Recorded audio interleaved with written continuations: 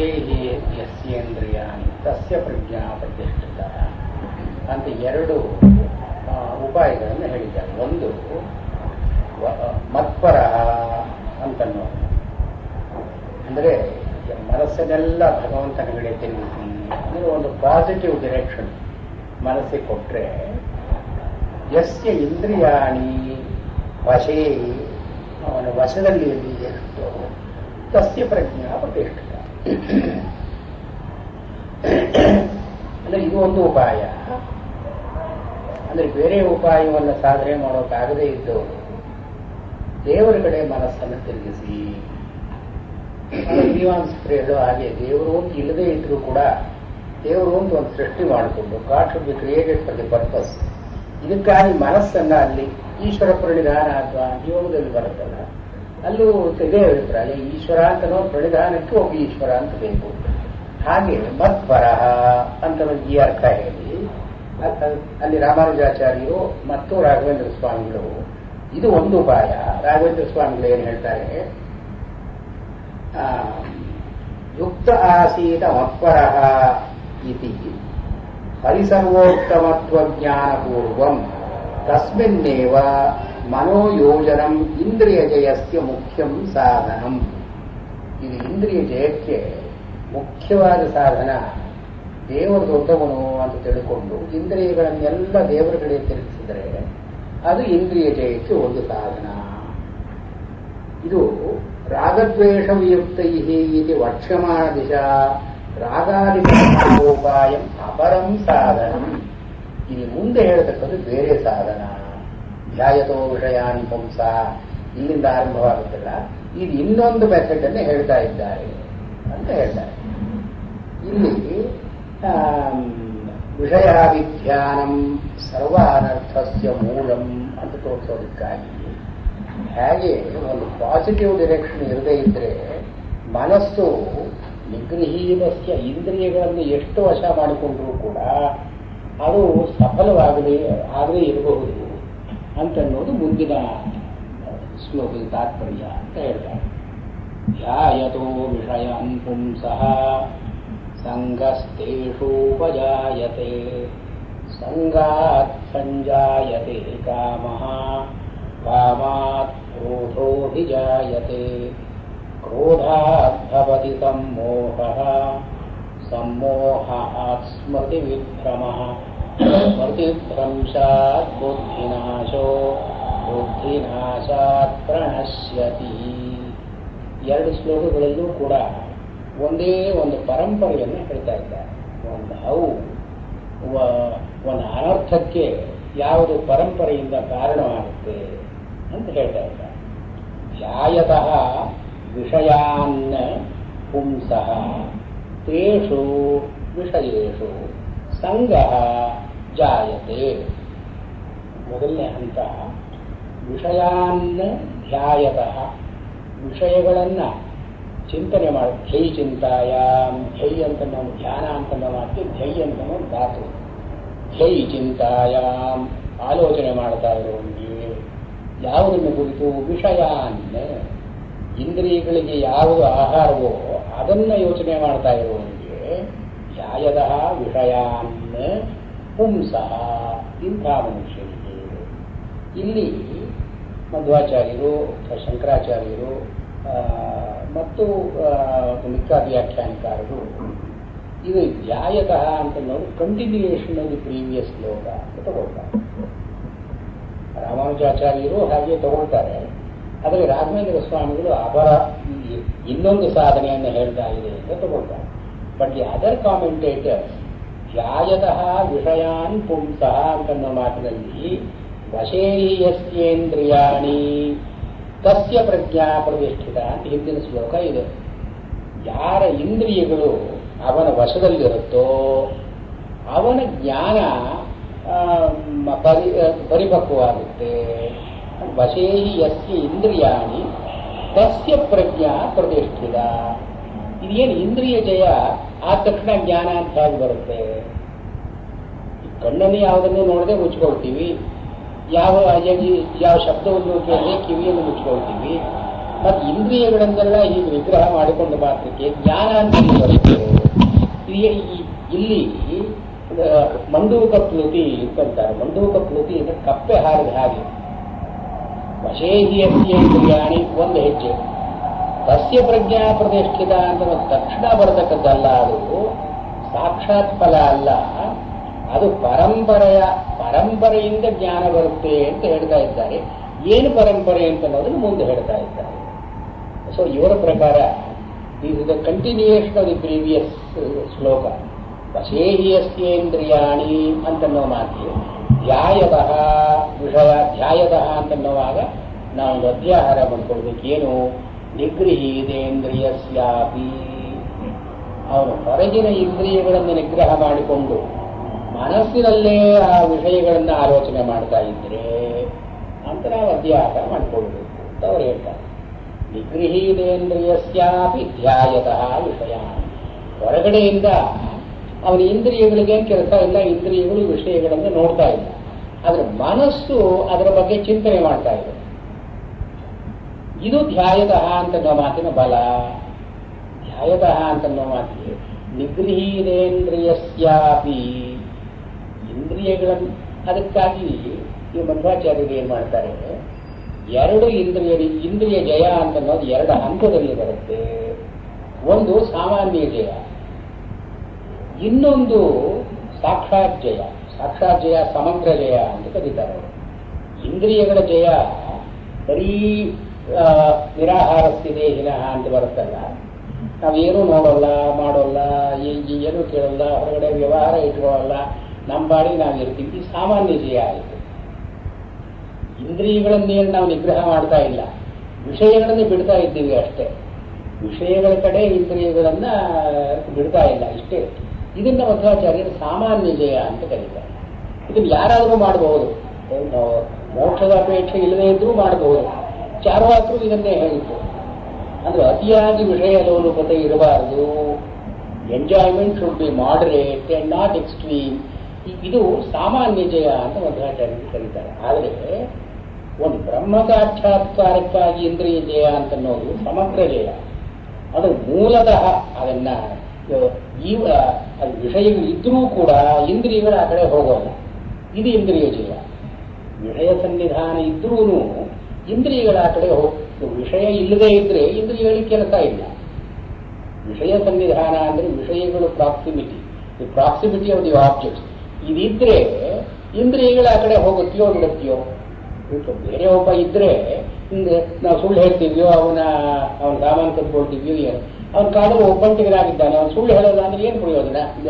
ಅದರ ಸಾರ್ಥಕ್ಯ ಏನು? ಅವನು ಕಾಲ್ತನ ಮಾಡೋಲ್ಲ ಅಂದ್ರೆ ಏನು ಅದರ ಸಾರ್ಥಕ್ಯ ಏನು? ಸಾಮಾನ್ಯ ಜಯ ಅಂತನ್ನೋದು ಹೀಗೆ. ಎಲ್ಲೂ ಹೊರಗೋಗಲ್ಲ, ನಮ್ಮ ಪಾಡಿ ನಾವು ಮಂದಿರ್ತೀವಿ, ಗುಹೆ ಒಳಗಿರ್ತಾನೆ ಅವನು. ಅವನಿಗೆ ಇನ್ಯಾವ ಇಂದ್ರಿಯಗಳಿಗೆ ವ್ಯಾಪಾರ ಇಲ್ಲದೇ ಇದ್ದಾಗ ಇಂದ್ರಿಯ ಜಯ ಅಂದ್ರೆ ಅರ್ಥ.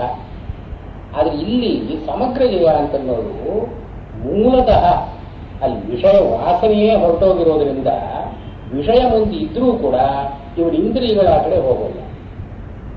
ಇದನ್ನ ಇಲ್ಲಿ ಧ್ಯಾಯತಃ ಅಂತನ್ನೋ ಮಾತಿನಲ್ಲಿ ಇದು ಒಂದು ಅಂತರ್ಗತವಾದ ಅಭಿಪ್ರಾಯ ಅಂತ ಶಂಕರಾಚಾರ್ಯರು ಮಧ್ವಾಚಾರ್ಯರೆಲ್ಲ ಹೇಳಿ, ಇಲ್ಲಿ ನಿಗೃಹೀತೇಂದ್ರಿಯಸ್ಯಾಪಿ ಧ್ಯಾಯತಃ ವಿಷಯಾನ್, ಇಂದ್ರಿಯ ವ್ಯಾಪಾರ ಇಲ್ಲದೇ ಇದ್ರೂ ಕೂಡ ಇಂದ್ರಿಯದ ಪ್ರವೃತ್ತಿ, A mental inclination towards the object, ಇದನ್ನು ಇಟ್ಕೊಂಡು, ಅಂದ್ರೆ ಇಂದ್ರಿಯಗಳಿಗೆ ಅದು ಸ್ಥೂಲಾಚೇತನ ಅಂತ ಕರೀತಾರೆ ಇಂದ್ರಿಯವನ್ನು. ಇಲ್ಲಿ ನಾವು ಅಂತಃಕರಣ ಅಂತನ್ನೋದು ಒಳಗಡೆ ಇರತಕ್ಕಂಥ ಒಂದು ಸ್ಟಮ್. ಅಂತಃಕರಣದಲ್ಲಿ ಚಿತ್ತ, ಅಹಂಕಾರ, ಮನಸ್ಸು ಅಂತ ಮೂರು ವಿಭಾಗ ಮಾಡ್ತಾರೆ. ಈ ಅಹಂಕಾರ ಅಂತನ್ನೋದು ನಾನು ಅನ್ನತಕ್ಕಂಥ ಒಂದು ಕಲ್ಪನೆ, ನಾನು ನನ್ನದು ಅಂತನ್ನೋ ಅಹಮಿಕೆ, ಅಂದ್ರೆ ಎರೋಗೆನ್ಸ್ ಅಂತಲ್ಲ, ಈ ಸೆಲ್ಫಿಶ್ನೆಸ್ ಅಂತಲೂ ಅಲ್ಲ, ನಾನು ಅಂತನ್ನೋ ಒಂದು ಭಾವನೆ, ಐನೆಸ್, ಮೀನೆಸ್, ಇದನ್ನ ಅಹಂಕಾರ ಅಂತ ಕರೀತಾರೆ.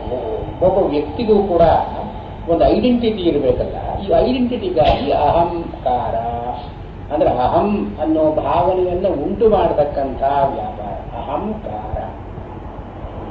ಈ ಚಿತ್ತ ಅಂತನ್ನೋದು ಈ ಒಂದು ಸ್ಮೃತಿ ಅಂದ್ರೆ ಏನೇನು ವಾಸನೆಗಳಿದೆಯೋ ಆ ವಾಸನೆಗಳನ್ನೆಲ್ಲ ಹಿಡಿದು ಇಟ್ಟಿರತಕ್ಕಂಥ ಒಂದು ಕೋಶ ಇದ್ದ ಹಾಗೆ ಚಿತ್ತ. ಇನ್ನು ಮನಸ್ಸು ಅಂತನ್ನೋದು it is dynamic, it is active, it associates itself with sense organs. ಎಲ್ಲೆಲ್ಲಿ ಇಂದ್ರಿಯಗಳು ಕೆಲಸ ಮಾಡ್ತಾ ಇದೆಯೋ ಅಲ್ಲೆಲ್ಲ ಮನಸ್ಸು ಅಂತ ಹೋಗುತ್ತೆ. ಈ ಮನಸ್ಸು ಇಲ್ಲದೆ ಇದ್ರೆ ಇಂದ್ರಿಯಗಳು ಕೆಲಸ ಮಾಡಲಾರದು. ಒಂದು ವೇಳೆ ಇಂದ್ರಿಯ ವ್ಯಾಪಾರ ಆದರೂ ಕೂಡ ಅದರಿಂದ ಸಂವೇದನೆ ಅಂತ ಇಲ್ಲ. ಈಗ ಉಪನಿಷತ್ತಿನಲ್ಲಿ ಅದನ್ನು ಹೇಳ್ತಾರೆ. ಯಾರಾದರೂ ಹೋಗ್ತಾ ಇದ್ದಾಗ ಅವನ ಎದುರಿಗೆ ಯಾರಾದರೂ ಬಂದರೂ ಕೂಡ ನಾವು ಅವನ ಪರಿಚಯ ಇದ್ರೂ ಅವನ್ನ ಗುರುತಿಸೋಲ್ಲ, ರೆಕಾಗ್ನಿಷನ್ ಇಲ್ಲ, ನಾವು ಉದ್ದಕ್ಕೆ ಹೊರಟೋಗ್ತೀವಿ. ಆಗ ಅವನು ನಮ್ಮನ್ನು ಯಾಕೆ ನೋಡಲಿಲ್ಲ ಅಂದರೆ ಅನ್ಯತ್ರ ಮೇ ಮನಃ ಆಸೀತ್ ನಾ ಪಶ್ಯಂ ಅಂತ ಹೇಳ್ತೀವಿ. ಮನಸ್ಸೆಲ್ಲೋ ಇದ್ದು ನೀನು ನೋಡಲಿಲ್ಲ ನಾನು ಅಂದ್ರೆ ಏನು, ನೋಡೋ ಕೆಲಸ ಕಣ್ಣು ಮಾಡಿದೆ, ಅದು ಮನಸ್ಸು ಅದರ ಜೊತೆ ಹೋಗದೇ ಇರೋದ್ರಿಂದ ನೋಡಿದ ಕೆಲಸ ಆಗಲಿಲ್ಲ. ಅನ್ಯತ್ರ ಮೇ ಮನಃ ಆಸೀತ್ ನಾ ಪಶ್ಯಂ, ನಾನು ನೋಡಲಿಲ್ಲ. ಅದನ್ನ ಈ ಮನಸ್ಸು ಕೂಡ ಅಚೇತನವಾದರೂ ಜಡ ಪದಾರ್ಥ, ಮನಸ್ಸು ಜಡವೇ. ಮನಸ್ಸು ಅಚೇತನವಾದರೂ ಕೂಡ ಇದನ್ನ ಸ್ಥೂಲ ಸೂಕ್ಷ್ಮ ಅಚೇತನ ಅಂತ ಕರೀತಾರೆ. ಇದು ಇಂದ್ರಿಯಗಳು ಕೇವಲ ಸ್ಥೂಲ, ಅಂದ್ರೆ they are parts of the body, they are locations within the body. ಸ್ಥಾನಗಳೆಲ್ಲ ದೇಹದ್ದೇನೆ, ಅದೇನೋ ಪಂಚಭೂತಗಳಿಂದ ಆದದ್ದು. ಆದ್ರೆ ಈ ಮನಸ್ಸು ಪಂಚಭೂತಗಳಿಂದ ಆದದ್ದಲ್ಲ, ಮನಸ್ಸು ಕೇವಲ ತೈಜಸ ಅಗ್ನಿಯಿಂದ ಆದದ್ದು ಮನಸ್ಸು. ಆದ್ರಿಂದ ಅದನ್ನು ಸೂಕ್ಷ್ಮ ಅಂತ ಕರೀತಾರೆ. ಅಂದ್ರೆ ಅದರ ಕಾಂಪೋಸಿಷನ್ ಬಗ್ಗೆ ಈ ಒಂದು ಇದು ತಂತ್ರದಲ್ಲಿ ಬೇರೆ ಹೇಳ್ತಾರೆ, ವೇದಾಂತದಲ್ಲಿ ಬೇರೆ ಹೇಳ್ತಾರೆ. ಈ ಪಂಚಭೂತಾತ್ಮಕವಾದದ್ದು ಇಂದ್ರಿಯಗಳು, ಕೇವಲ ತೈಜಸ ರೂಪವಾದದ್ದು ಮನಸ್ಸು. ಆದ್ರಿಂದ ಇದನ್ನ ಸ್ಥೂಲ ಸೂಕ್ಷ್ಮ ಅಂತ ಕರೀತಾರೆ. ಸ್ಥೂಲವೂ ಹೌದು, ಸೂಕ್ಷ್ಮವೂ ಹೌದು. ಸ್ಥೂಲ ಯಾಕೆ? ವೃತ್ತಿ ಇದೆ ಅದಕ್ಕೆ. It is a process which takes place in space and time. ಇಂದ್ರಿಯಗಳಿಗೆ ಈ ವೃತ್ತಿ ಜೊತೆಗೆ ಆ ಸ್ಥಾನವೂ ಇದೆ, ಅಂದ್ರೆ location, organ. There is an organ, but mind has no organ, but it has activity. ಆದ್ರಿಂದ ಮನಸ್ಸಿಗೆ ಸ್ಥಾನ ಇಲ್ಲ, ವೃತ್ತಿ ಇದೆ ಅಂತ. ಈ ಕಾರಣದಿಂದ ಅದು ಸ್ಥೂಲ ಸೂಕ್ಷ್ಮ. ಈ ಇಂದ್ರಿಯ ವ್ಯಾಪಾರ ಎಲ್ಲ ಮನಸ್ಸು ಅಂಕುರವತ್. ಈ ಮನಸ್ಸು ಮೊದಲಲ್ಲಿ ಒಳ್ಳೆ ಮೊಳಕೆ ಇದ್ದ ಹಾಗೆ ಇರಬೇಕು.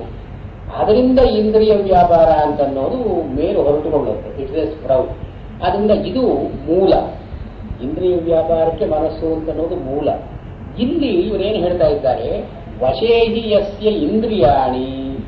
ಯಾರ ಇಂದ್ರಿಯಗಳು ಅಂದ್ರೆ ಇಂದ್ರಿಯ ವ್ಯಾಪಾರಿಗಳು ಯಾರ ವಶದಲ್ಲಿ ಇದೆಯೋ ಅವನು ತಸ್ಯ ಪ್ರಜ್ಞಾ ಪ್ರತಿಷ್ಠಿತ. ಇಲ್ಲಿ ವಶಃ ವಶೇ ಯಸ್ಯ ಇಂದ್ರಿಯಾಣಿ ಅಂದ್ರೆ ಸ್ವಾತ್ಮ ವಶೆ, ತನ್ನ ವಶದಲ್ಲಿ ಇರೋದೊಂದು ಕೇವಲ ಇಂದ್ರಿಯಗಳಿಗೆ ಮಾತ್ರ ಹೇಳಿದಾಗಾಯಿತು. ಆ ಮೂಲವಾದಂತಹ ಮನಸ್ಸು, the root of it is not taken out. ಇವಾಗ ಇದು ಸಿಂಪ್ಟಮ್ಯಾಟಿಕ್ ಕ್ಯೂರ್ ಇದ್ದ ಹಾಗೆ, ಅದು ಮೂಲ, ಅದು ಕಾಸ್ ಅಲ್ಲೇ ಇರುತ್ತೆ. ಮೇಲೆ ಮಾತ್ರ ಅದನ್ನ ಒಂದು ಗಿಲೀಟ್ ಹಚ್ಚಿ ರಿಪೇರಿ ಮಾಡಿದ ಹಾಗೆ. ಇಲ್ಲಿ ವಶೇಂದ್ರಿಯಾಣಿ ಅಂದ್ರೆ ಅರ್ಥ ಧ್ಯಾಯತೋ ವಿಷಯಾನ್ ಪುಂಸಃ ಅಂದ್ರೆ the root of it is still active. ಇಂದ್ರಿಯ ವ್ಯಾಪಾರ ಇಲ್ಲದೆ ಇದ್ರೂ ಕೂಡ ಇಂದ್ರಿಯ ಸ್ವಭಾವದಿಂದ ಆ ಕಡೆ ಚಿಂತನೆ ಅಂತ ಒಂದು ಇದೆ. ಇವಾಗ ಕಣ್ಣಿಂದ ನೋಡೋಲ್ಲ ಅವನು, ಮನಸ್ಸಿನಿಂದ ಆಲೋಚನೆ ಮಾಡಿಕೊಳ್ತಾ ಇರ್ತಾನೆ ಆ ವಿಷಯವನ್ನ. ಕಿವಿಯಿಂದ ಕೇಳ್ತಾ ಇಲ್ಲ, ಮನಸ್ಸಿನಿಂದ ಆಲೋಚನೆ ಮಾಡಿಕೊಳ್ತಾ ಇರ್ತಾನೆ. ಇದು ವಿಷಯಾನ್ ಧ್ಯಾಯತಃ ಪುಂಸಃ ಸಂಗಃ ತೇಷು ಉಪಜಾಯತೆ.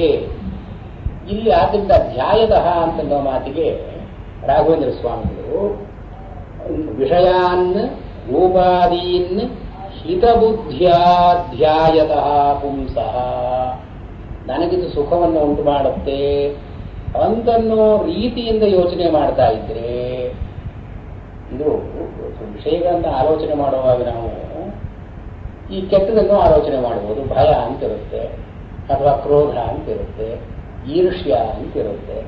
ಹಾಗೆ ಕಾಂಟೆಕ್ಸ್ಟ್ ಅಲ್ಲಿ ಸಂಗಹಾದೇಶು ಉಪಜಾಯತೆ ಅಂತಿರೋದ್ರಿಂದ ಇಲ್ಲಿ ಹಿತಬುದ್ಧ್ಯಾಧ್ಯಾಯತಃ ಅಂತ ರಾಘವೇಂದ್ರ ಸ್ವಾಮಿಗಳು ಅದನ್ನು ಒಂದು ತೋರಿಸಿದ್ದಾರೆ. ಒಂದು ಅಧ್ಯಾಹಾರ ರೂಪವಾಗಿ ನಾವು ಹೇಳ್ಕೊಳ್ಬೇಕು.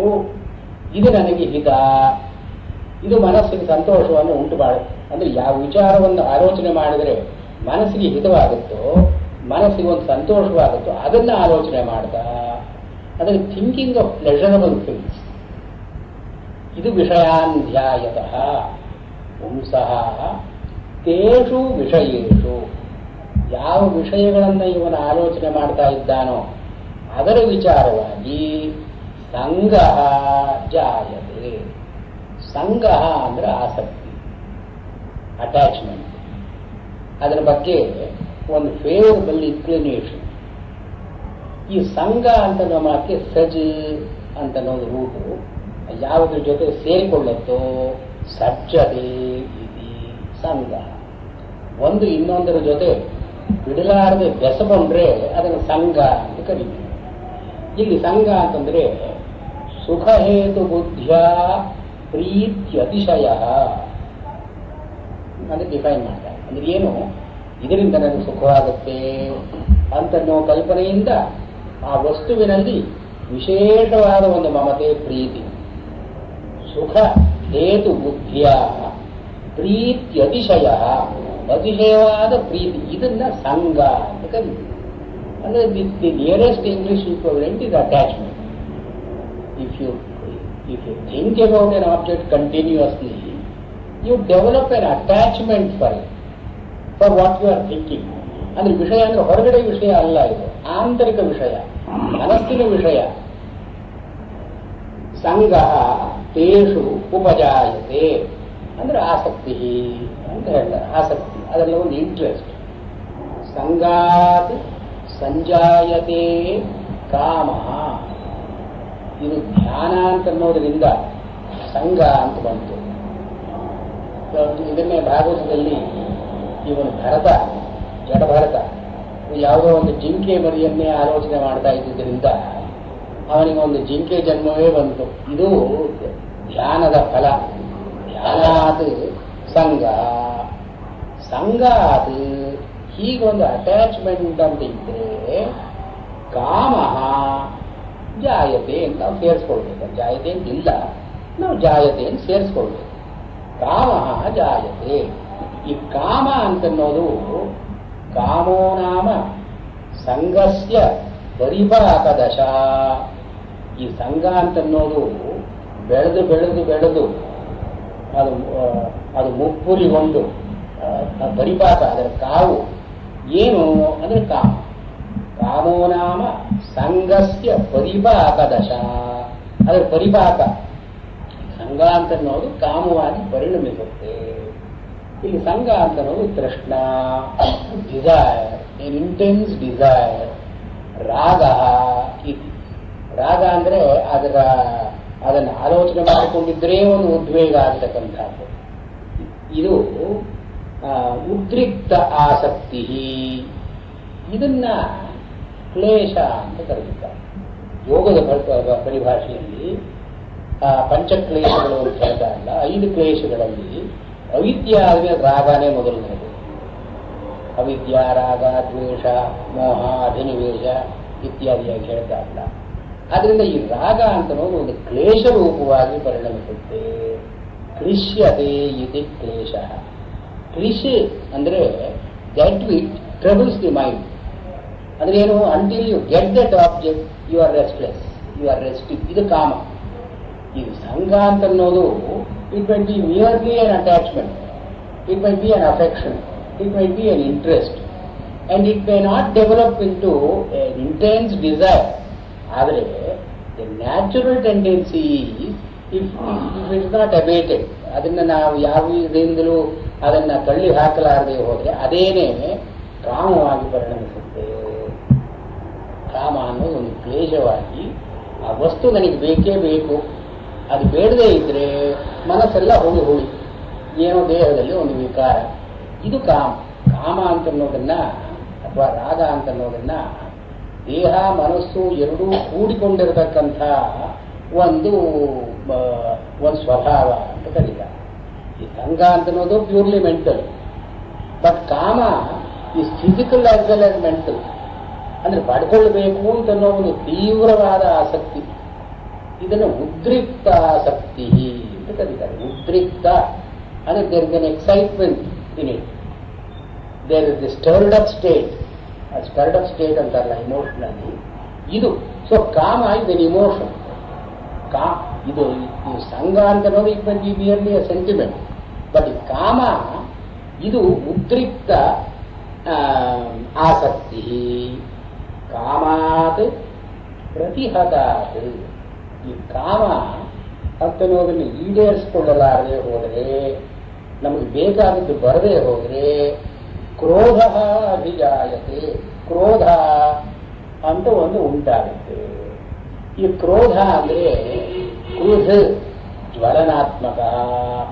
ಈ ಕ್ರುಧು ಅಂತನೋ ಧಾತು, ಈ ಕ್ರುಧು ಅಂದ್ರೆ ಉರಿತಾ ಇರುವಂತಹ ಸ್ವಭಾವ, ಉರಿಯೋ ಸ್ವಭಾವ. ಜ್ವಲನಾತ್ಮಕ ಅಂತಃಕರಣ ಪರಿಣಾಮ. ಇದು ಈ ಅಂತಃಕರಣ ಎಲ್ಲ, ಅಂತಃಕರಣ ಅಂದ್ರೆ ಮನಸ್ಸು, ಮನಸ್ಸು ಎಲ್ಲ ಉರಿಯೋ ಹಾಗೆ ಆಗುತ್ತೆ, as if it is burning. ಇದು ಜ್ವಲನಾತ್ಮಕ ಅಂತಃಕರಣ ಪರಿಣಾಮ ಕ್ರೋಧ. ಈ ಕ್ರೋಧ ಅಂತ ಇದನ್ನ ಹೇಳ್ತಾರೆ. ಮತ್ತು ಇದು ಎಲ್ಲಿ ಬರುತ್ತೆ ಇದು ಕ್ರೋಧ ಅಂತಂದ್ರೆ, ಕಾಮೇ ಸನ್ನಿಹಿತೆ ವಿಷಯೇ ಚ ಅಸನ್ನಿಹಿತೆ ಕ್ರೋಧ. ಈ ಕಾಮ ಅಂತನ್ನೋದು ಇದೆ, ಈ ಕಾಮಕ್ಕೆ ತಕ್ಕಂತ ವಿಷಯ ಇಲ್ಲ. ಕಾಮೇ ಸನ್ನಿಹಿತೆ, ನಮ್ಮ ಹತ್ರ ಒಂದು ಕಾಮ ಅಂತ ಇದೆ, ಅಲ್ಲಿ ಕಾಮವನ್ನ ತೀರಿಸ್ತಕ್ಕಂಥ ವಿಷಯ ಇಲ್ಲ. ಕಾಮೇ ಸನ್ನಿಹಿತೆ ವಿಷಯೇ ಚ ಅಸನ್ನಿಹಿತೆ ಕ್ರೋಧ. ಇದನ್ನು ಕ್ರೋಧ ಅಂತ ಕರೀತಾರೆ. ಆದ್ರಿಂದ ಇಲ್ಲಿ ಕಾಮದಿಂದ ಕ್ರೋಧ ಬರುತ್ತೆ ಅಂದ್ರೆ ನೇರವಾಗಿ ಬರುತ್ತೆ ಅಂತಲ್ಲ, ಪ್ರತಿಹತಾದ ಕಾಮ. ಈ ಕಾಮವನ್ನು ಈಡೇರಿಸಿಕೊಳ್ಳಾರದೆ ಹೋದ್ರೆ, ಈ ಕಾಮಕ್ಕೆ ಏನಾದರೂ ಅಡ್ಡಿ ಬಂದ್ರೆ ಕ್ರೋಧ ಅಭಿಜಾಯತೆ, ಒಂದು ಕ್ರೋಧ ಅಂತನ್ನೋದು ಬರುತ್ತೆ. ಕೇನಚಿತ್ ಪ್ರತಿಹತ ಕ್ರೋಧ ಭವತಿ ಕಿಂಚ ಕ್ರೋಧಾದ್ಭವತಿ ಸಮ್ಮೋಹ. ಈ ಕ್ರೋಧ ಉಂಟಾದರೆ, ಈ ಕಾಮ ಅಂತನ್ನೋದೇ ಸ್ಟರ್ಡ್ ಅಪ್ ಸ್ಟೇಟ್, ಈ ಕ್ರೋಧ ಅಂತನ್ನೋದು educated state of body and mind. ಈ ಕ್ರೋಧ ಅಂತನ್ನೋದು ಹೀಗಾದ್ದರಿಂದ ಸಮ್ಮೋಹ ಅನ್ನೋ ಮಾತಿ ಬಿವಿಲ್ಡರ್ಮೆಂಟ್, ಕನ್ಫ್ಯೂಷನ್. ಯಾವುದನ್ನು ಮಾಡಬೇಕು ಯಾವುದನ್ನು ಬಿಡಬೇಕು ಅಂತ ನಾವು ವಿವೇಕ ಇಲ್ಲದೆ ಇರೋದು. ಕಾರ್ಯಕಾರ್ಯ ವಿವೇಕ ಶೂನ್ಯತಾ ಸಮ್ಮೋಹ. ಸಮ್ಮೋಹ ಇದನ್ನು ಮಾಡಬೇಕು ಇದನ್ನು ಮಾಡಬಾರ್ದು, ಈ ವಿವೇಕ ಜ್ಞಾನವೇ ಹೊರಟು ಹೋಗೋದು, ಇದು ಸಮ್ಮೋಹ. ಕೃತ್ಯ ಅವಿವೇಕ ಅಂತ ಹೇಳ್ತಾರೆ. ಇದನ್ನು ಮಾಡತಕ್ಕದ್ದು ಇದು ಬಿಡ್ತಕ್ಕದ್ದು ಅಂತ ನಾವು ವಿವೇಕ ಹೋಗತಕ್ಕಂಥದ್ದು. ಇದು ಸಾಮಾನ್ಯವಾದ ಅರ್ಥ ಸಮ್ಮೋಹ ಅಂತ ನೋಡಿ. ಇವರು ಮಧ್ವಾಚಾರ್ಯರು ಇದನ್ನ ಅಧರ್ಮೇಚ್ಛ ಅಂತ ಕರೀತಾರೆ. ಅಂದ್ರೆ ರಾಘವೇಂದ್ರ ಸ್ವಾಮಿಗಳು ಅಕಾರ್ಯೇಚ್ಛ, ನಾವು ಮಾಡಬಾರದರಲ್ಲೇ ಒಂದು ಆಸಕ್ತಿ ಹೋಗತಕ್ಕಂತಹ ಸಮೂಹ ಅಂತ. ಅಂದ್ರೆ ಮಿಥ್ಯಾ ದೃಷ್ಟಿ, A wrong attitude towards life. ಇದು ಕ್ರೋಧದಿಂದ ಬರತಕ್ಕದ್ದು. an angry disposition will lead the individual to have a wrong aspect, wrong outlook on life. ಇದು ಏನು ಹೇಳ್ತಾರೆ, ಪರವಿತ್ತಾಪಹರಣಾದಿ ಅಧರ್ಮೇ ಧರ್ಮಬುದ್ಧಿರಿತ್ಯಾದಿ ಮಿಥ್ಯಾಜ್ಞಾನಂ ವಾ ಅಕಾರ್ಯೇಚ್ಛ. ಇದು ಅಕಾರ್ಯೇಚ್ಛ ಅಂದರೆ natural inclination to do the wrong things. ಇದು ಅಕಾರ್ಯದಲ್ಲಿ ಇಚ್ಛೆ. ಈ ಮಧ್ವಾಚಾರ್ಯರು ಅಧರ್ಮೇಚ್ಛೆ ಅಂತ ಕರೀತಾರೆ. ಅಧರ್ಮೇಚ್ಛೆ ಅಂದ್ರೆ ಏನು? ಯಾವುದು ವಾಸ್ತವವಾಗಿ ಅಧರ್ಮವೋ ಇದರಲ್ಲಿ ಧರ್ಮ ಅಂತ ಕಂಡುಕೊಳ್ಳೋದು. ಅಂದರೆ rationalisation of the wrong acts. ಅದನ್ನು ನಮಗೆ ಅನುಕೂಲವಾಗಿ ಏನು ಎಲ್ಲರೂ ಕರೆಕ್ಟ್ ಆಗಿದ್ದಾರೆ ನಾವು ಯಾಕೆ ಆಗಬಾರ್ದು ಅಂತ ಇವೆಲ್ಲ ಅಧರ್ಮೇಚ್ಛ. ಯಾರೋ ತಪ್ಪು ಮಾಡಿದ್ರೆ ನಾವು ಎಲ್ಲರೂ ಮಾಡ್ತಾರೆ ನಾವು ಯಾಕೆ ಮಾಡಬಾರ್ದು ಅಂತನ್ನೋದು, ಇದನ್ನ ಅಧರ್ಮೇಚ್ಛ ಅಂತ ಮಧ್ವಾಚಾರ್ಯರು ಇದನ್ನ ಈ ಸಮೋಹ ಅಂತನ್ನೋದನ್ನು ಹೇಳಿ, ಇದಾದ ಮೇಲೆ ಸಮೋಹಾತ್ ಸ್ಮೃತಿ ವಿಭ್ರಮ. ಈ ಸ್ಮೃತಿ ಅಂತನ್ನೋದು ಎರಡು ಅರ್ಥಗಳಲ್ಲಿ. ಒಂದು ಹಿಂದಿನ ನೆನಪು, ಮೆಮೊರಿ ಅಂತನೋ ಅರ್ಥದಲ್ಲಿ. ಇನ್ನೊಂದು ಮೈಂಡ್ಫುಲ್ನೆಸ್, ಎಚ್ಚರ ಅಂತನೋ ಅರ್ಥದಲ್ಲಿ. ಈ ಸ್ಮೃತಿ ಅಂತನೋ ಮಾತನ್ನು ಎರಡು ಅರ್ಥಗಳನ್ನು ಉಪಯೋಗಿಸ್ತಾರೆ. ಇದು ವಿಭ್ರಮ. ಭ್ರಮ ಅಂದ್ರೆ ಪರದಾಟ, ವಾಂಡ್ರಿಂಗ್ ಅಬೌಟ್. ವಿ ಅಂದ್ರೆ ವಿಪರೀತವಾಗಿ ಅಲ್ಲಿ ಇಲ್ಲಿ ನೆಲೆಗಾಣದೆ ಓಡಾಡ್ತಕ್ಕಂಥದ್ದು. ವಿಭ್ರಮ ಅಂದ್ರೆ ಎಕ್ಸೆಸಿವ್ ವಾಂಡರಿಂಗ್. ಸ್ಮೃತಿ ವಿಭ್ರಮ. ಈ ಸ್ಮೃತಿ ಅಂತನ್ನೋದು ಒಂದು ಕಡೆ ನಿಲ್ಲದೇನೆ ಅಲ್ಲಿ ಇಲ್ಲಿ ಹೋಗುತ್ತೆ, ಹರಿದಾಡುತ್ತೆ. ಇಲ್ಲಿ ಮಧ್ವಾಚಾರ್ಯರು ಏನು ಹೇಳ್ತಾರೆ, ಅಧರ್ಮಕಾಮಿನ ಶಾಸ್ತ್ರೇ ವಿಸ್ಮೃತಿರ್ಜಾಯತೆ. ಯಾರಿಗೆ ಅಧರ್ಮ ಕಾಮ ಅಂತಿರುತ್ತೋ, ಈ ಅಧರ್ಮವೇ ಧರ್ಮ ಅಂತ ಯಾರು ನೋಡ್ತಾರೋ, ಅಧರ್ಮದಲ್ಲೇ ಯಾರಿಗೆ ಪ್ರವೃತ್ತಿ ಇರುತ್ತೋ ಇವರಿಗೆ ಹಿಂದಿಯವರ ಶಾಸ್ತ್ರವನ್ನು ಓದಿದ್ರೂ ಕೂಡ ಶಾಸ್ತ್ರೇ ವಿಸ್ಮೃತಿರ್ಜಾಯತೆ. ಇಲ್ಲಿ ಸ್ಮೃತಿ ನಾಶ ಅಂತಂದ್ರೆ ಏನು, ಸ್ಮೃತಿ ಭ್ರಂಶನ ಅಂತಂದ್ರೆ ಇಲ್ಲಿ ಹಿಂದಿವರಿಗೆಲ್ಲ ಶಾಸ್ತ್ರ ಎಲ್ಲ ಓದ್ಕೊಂಡಿದ್ದಾರೆ. ಆದರೆ ಆ ಸಮಯ ಬಂದಾಗ ಈ ಶಾಸ್ತ್ರ ಎಲ್ಲ ಮರ್ತೋಗುತ್ತೆ. ಈ ಪರೋಪದೇಶ ಪಾಂಡಿತ್ಯ ಅಂತ ಒಂದಿದೆ. ಅಂದ್ರೆ ಬೇರೆಯವರಿಗೆ ಉಪದೇಶ ಮಾಡುವಾಗ ಸರ್ವೇಗ ಪಂಡಿತ, ಎಲ್ಲರೂ ಪಂಡಿತರು. ಆದರೆ ಆಚರಣೆಯದು, ಅದನ್ನು ಆಚರಣೆ ಮಾಡಬೇಕಾದ್ರೆ ಯಾರೂ ಪಂಡಿತರಲ್ಲ. ಇದು ಪರೋಪದೇಶ ಪಾಂಡಿತ್ಯ. ಹೀಗೆ ಒಂದು ಶಾಸ್ತ್ರ ನೆಮ್ಮದಿ ಇದ್ದಾಗ ಶಾಸ್ತ್ರ ಓದ್ಕೊಂಡಿದ್ದಾನೆ, ಕಷ್ಟ ಬಂದಾಗ ಆ ಶಾಸ್ತ್ರ ಮರ್ತೋಗುತ್ತೆ. ಇದು ಸ್ಮೃತಿ ನಾಶ ಅಂತ ಮಧ್ವಾಚಾರ್ಯರು ಇದನ್ನು ಹೇಳ್ತಾರೆ. ಅಧರ್ಮಕಾಮಿನಃ ಶಾಸ್ತ್ರೇ ವಿಸ್ಮೃತಿರ್ಜಾಯತೆ. ಶಾಸ್ತ್ರ ಕನ್ವೀನಿಯಂಟ್ ಆಗಿ ಮರ್ತು ಹೋಗುತ್ತೆ ಅವ್ರಿಗೆ ಯಾವಾಗ ಯಾವುದನ್ನು ಮಾಡಬೇಕು ಅಂತ ಹೇಳಿದ. ಇದನ್ನು ರಾಮಾನುಜಾಚಾರ್ಯರು ಈ ಸ್ಮೃತಿ ವಿಭ್ರಮ ಅಂತನ್ನೋದಕ್ಕೆ ಈ ಹಿಂದೆ ಯೋಗವನ್ನು ಮಾಡಿದ್ದಾನೆ ಇವನು. ಹಿಂದೆ ಇಂದ್ರಿಯ ಜಯ ಅಂತ ಮಾಡಿಕೊಂಡಿದ್ದಾನೆ. ಅಂದ್ರೆ ಸಾಮಾನ್ಯ ಇಂದ್ರಿಯ ಜಯ. ಈ ಸಾಮಾನ್ಯ ಇಂದ್ರಿಯ ಜಯಕ್ಕೆ ಯಾವ ಗುರಿ ಇದೆ ಅಂದ್ರೆ ಜ್ಞಾನವನ್ನು ಪಡ್ಕೊಳ್ಳೋದು ಗುರಿ. ಆ ಜ್ಞಾನವನ್ನು ಪಡ್ಕೊಳ್ಬೇಕು ಅಂತ ನಾವು ಗುರಿಯನ್ನ ಬರೆದು ಬಿಟ್ಟಿದ್ದಾನೆ. ಅಂದ್ರೆ ಏನು, ಇಂದ್ರಿಯ ಜಯವೂ ಹೋಯಿತು, ಇಂದ್ರಿಯ ಜಯಕ್ಕೆ ಅವರು ಎಷ್ಟು ಕಷ್ಟಪಟ್ಟಿದ್ದೋ ಆ ಕಷ್ಟಗಳು ಹೋಯಿತು. ಇದು ಸ್ಮೃತಿ ವಿಭ್ರಮ. ಅಂದ್ರೆ ಅಲ್ಲಿಯವರೆಗೆ ಅವನು ಮಾಡಿದ್ದೆಲ್ಲ ಕಾಡಬಾರದು. ಈ ಒಂದು ಸಾರ್ತಿ act of anger will consume all the good. ಅಪೂರ್ವ ಪುಣ್ಯಂ ನಿಹಂತಿ ಕ್ರೋಧ. ಅವನು ಅಲ್ಲಿವರೆಗೆ ಮಾಡಿದ ಪುಣ್ಯ ಎಲ್ಲ ಹೊರಟೋಯ್ತು, ಒಂದು ಸಾರ್ತಿ ಇದು ಕ್ರೋಧ ಅಂತ ಬಂದರೆ. ಇದನ್ನ ಇಲ್ಲಿ ಸ್ಮೃತಿ ವಿಭ್ರಮ ಅಂತ ಹೇಳಿದ್ದಾರೆ. ಸ್ಮೃತಿ ಭ್ರಂಶಾತ್. ಈ ಸ್ಮೃತಿ ಹೀಗೆ ಹೋಗಲಾಗಿ ಇದನ್ನ ಏನ್ ಹೇಳ್ತಾರೆ, ಶಾಸ್ತ್ರಾಚಾರ್ಯೋಪದೇಶ ಆಹಿತ ಸಂಸ್ಕಾರ ಜನಿತಾಯ ಸ್ಮೃತೇ ನಾಶಾತ್. ನಾವು ಶಾಸ್ತ್ರವನ್ನು ಓದಿ ಗುರುಗಳ ಹತ್ರ ಕೇಳಿ ನಾವು ವಿಚಾರ ಮಾಡಿ ಆಹಿತ ಸಂಸ್ಕಾರ, ನಮ್ಮ ಮನಸ್ಸಿಗೆ ಯಾವ ಸಂಸ್ಕಾರ ಬಂದಿರುತ್ತೋ ಈ ಸಂಸ್ಕಾರ ಜನಿತವಾದಂತಹ ಸ್ಮೃತಿ, ದಟ್ ಮೈಂಡ್ಫುಲ್ನೆಸ್, ಅದು ಹೊರಟೋಗುತ್ತೆ. ನಾಶ ಸ್ಮೃತಿ ಭ್ರಂಶಾತ್ ಬುದ್ಧಿ ನಾಶ. ಇಲ್ಲಿ ಜ್ಞಾತಸ್ಯಾಪಿ ಅನ್ಯಥಾ ಸ್ಮರಣಂ ವಾ. ಇಲ್ಲಿ ರಾಘವೇಂದ್ರ ಸ್ವಾಮಿಗಳನ್ನು ಹೇಗೆ ಅರ್ಥ ಮಾಡ್ತಾರೆ ಅಂತಂದ್ರೆ, ಈ ಸಮೋಹಾತ್ ಉಕ್ತದ್ವಿರೂಪಾತ್ ಸ್ಮೃತಿ ವಿಭ್ರಮ ಕ್ರಮಾತ್ ಪ್ರತಿಷೇಧಾದಿ ಸ್ಮೃತಿ ನಾಶ. ನಮಗೆ ಹಿಂದೆ ಶಾಸ್ತ್ರದಿಂದ ಅಥವಾ ನಮ್ಮ ವಿವೇಕದಿಂದ ಇದನ್ನು ಮಾಡಬಾರ್ದು ಅಂತನೋ ತಿಳುವಳಿಕೆ ಇರುತ್ತೆ ಸ್ಮೃತಿ. ಇದು ಪ್ರತಿಷೇಧ ಅಂತ. ಪ್ರತಿಷೇಧ ಅಂದ್ರೆ ಮಾಡತಕ್ಕದ್ದಲ್ಲ, ಪ್ರೊಹಿಬಿಷನ್ಸ್. ಇದು ಪ್ರತಿಷೇಧಾದಿ ಸ್ಮೃತಿ ನಾಶ. ಈ ಮಾಡಬಾರ್ದು ಅಂತ ಅನ್ನೋ ನೆನಪು ಹೊರಟೋಗುತ್ತಾವಲ್ಲ, ಅಂದ್ರೆ ಈಗ ನಾವು ಅದನ್ನೇ ಮಾಡ್ತಾನೆ. ಪ್ರತಿಷೇಧ ಸ್ಮೃತಿ ನಾಶ. ಪರವಿತ್ತಾಹರಣಾದೇಹೇ ಅಧರ್ಮತ್ವಾದ್ಯವಿಧಾಯಕ ಶ್ರುತ್ಯಾದ್ಯರ್ಥಸ್ಯ ಪೂರ್ವಂ ಸ್ವಯಂ ಜ್ಞಾತಸ್ಯಾಪಿ ಅನ್ಯಥಾ ಸ್ಮರಣಂ ವಾ. ಹಿಂದಿಯವರು ತಿಳ್ಕೊಂಡಿದ್ದುದು ಕೂಡ ಹೊರಟೋಗುತ್ತೆ. ಸ್ಮೃತಿಭ್ರಂಶಾತ್ ಬುದ್ಧಿನಾಶ ಏನ ಪೂರ್ವಂ ನಿರ್ಣೀತ ದೋಷಬುದ್ಧೇ ಸರ್ವಾತ್ಮನಾ ನಾಶೋ ಭವತಿ. ಈ ಬುದ್ಧಿ ಅಂತನ್ನೋದು it is more an attitude in aspect. ಬುದ್ಧಿ ಅಂತನ್ನೋ ಮಾತನ್ನ ರೀಸನ್ ಅಂತನ್ನೋ ಅರ್ಥದಲ್ಲಿ ಉಪಯೋಗಿಸಿದ್ದಾರೆ. ಸ್ಮೃತಿ ಅಂತನ್ನೋದು ಮೆಮೊರಿ, ಮೈಂಡ್ಫುಲ್ನೆಸ್ ಆಯಿತು. ಇದು ದಿ ಫ್ಯಾಕಲ್ಟಿ ಆಫ್ ಎಕ್ಸರ್ಸೈಸಿಂಗ್ ರೀಸನ್, ಇದನ್ನು ಬುದ್ಧಿ ಅಂತ ಕರೆದಿದ್ದಾರೆ. ಈ ಬುದ್ಧಿ ಅಂತನ್ನೋದು ಈಗ ಹೊಸದಾಗಿ ಬರತಕ್ಕದ್ದಲ್ಲ.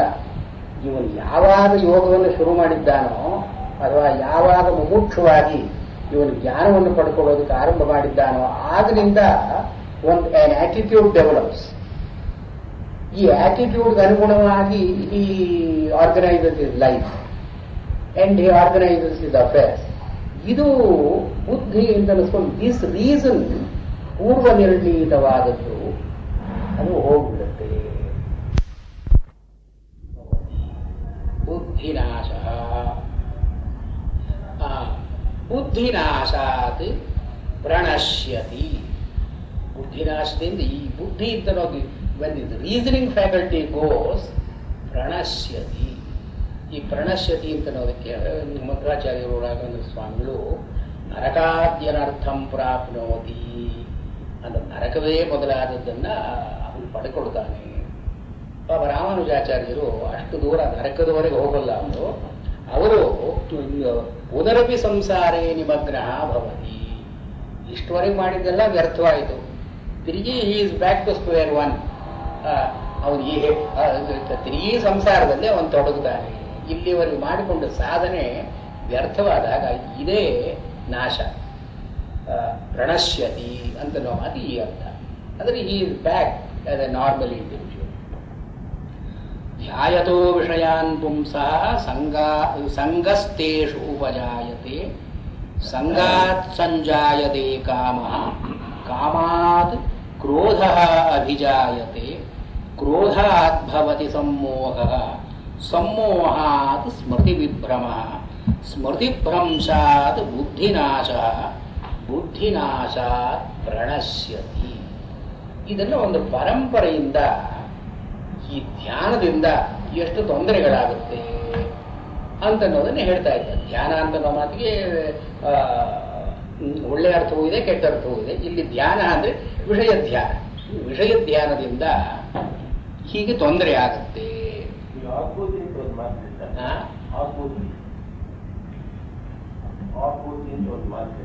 ಆಭೂತಿ ಅನ್ನೋ ಸಂಕಲ್ಪ ಇದರಲ್ಲಿ ವೇದದಲ್ಲಿ ಬರ್ತಲ್ಲ, ಸಮಾನೀವ ಸಮಾನ ಹೃದಯಾನಿವ ಸಮಾನ ಮನೋ. ಇಲ್ಲ, ಅಲ್ಲಿ ಆಕೂತಿ ಬುದ್ಧಿ ಅಂತ ಹೇಳ್ಬೋದು.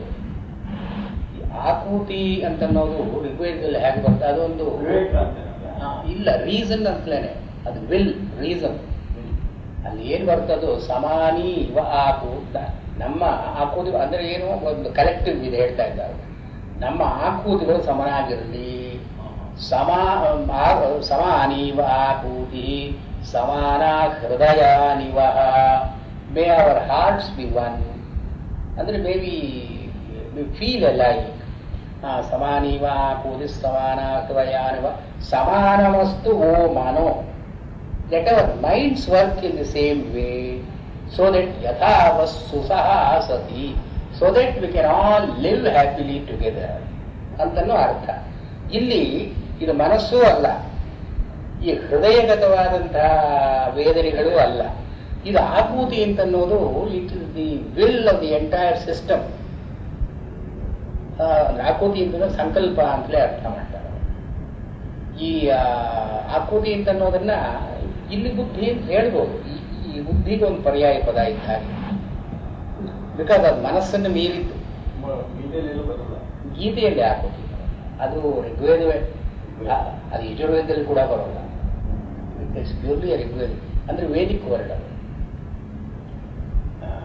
ಆಕೂತಿ ಅಂತನ್ನೋ ಮಾತಿಗೆ ಆ ಸಮಂತಾತ್ ಕೂ ಲಿಪ್ಯತೆ ಇತಿ, ಅಂದ್ರೆ ಎಲ್ಲಾ ಕಡೆಯಿಂದಲೂ ಒಂದನ್ನ ಕೂಡಿಸಿಕೊಂಡ್ರೆ ಅದು ಆಕೂತಿ.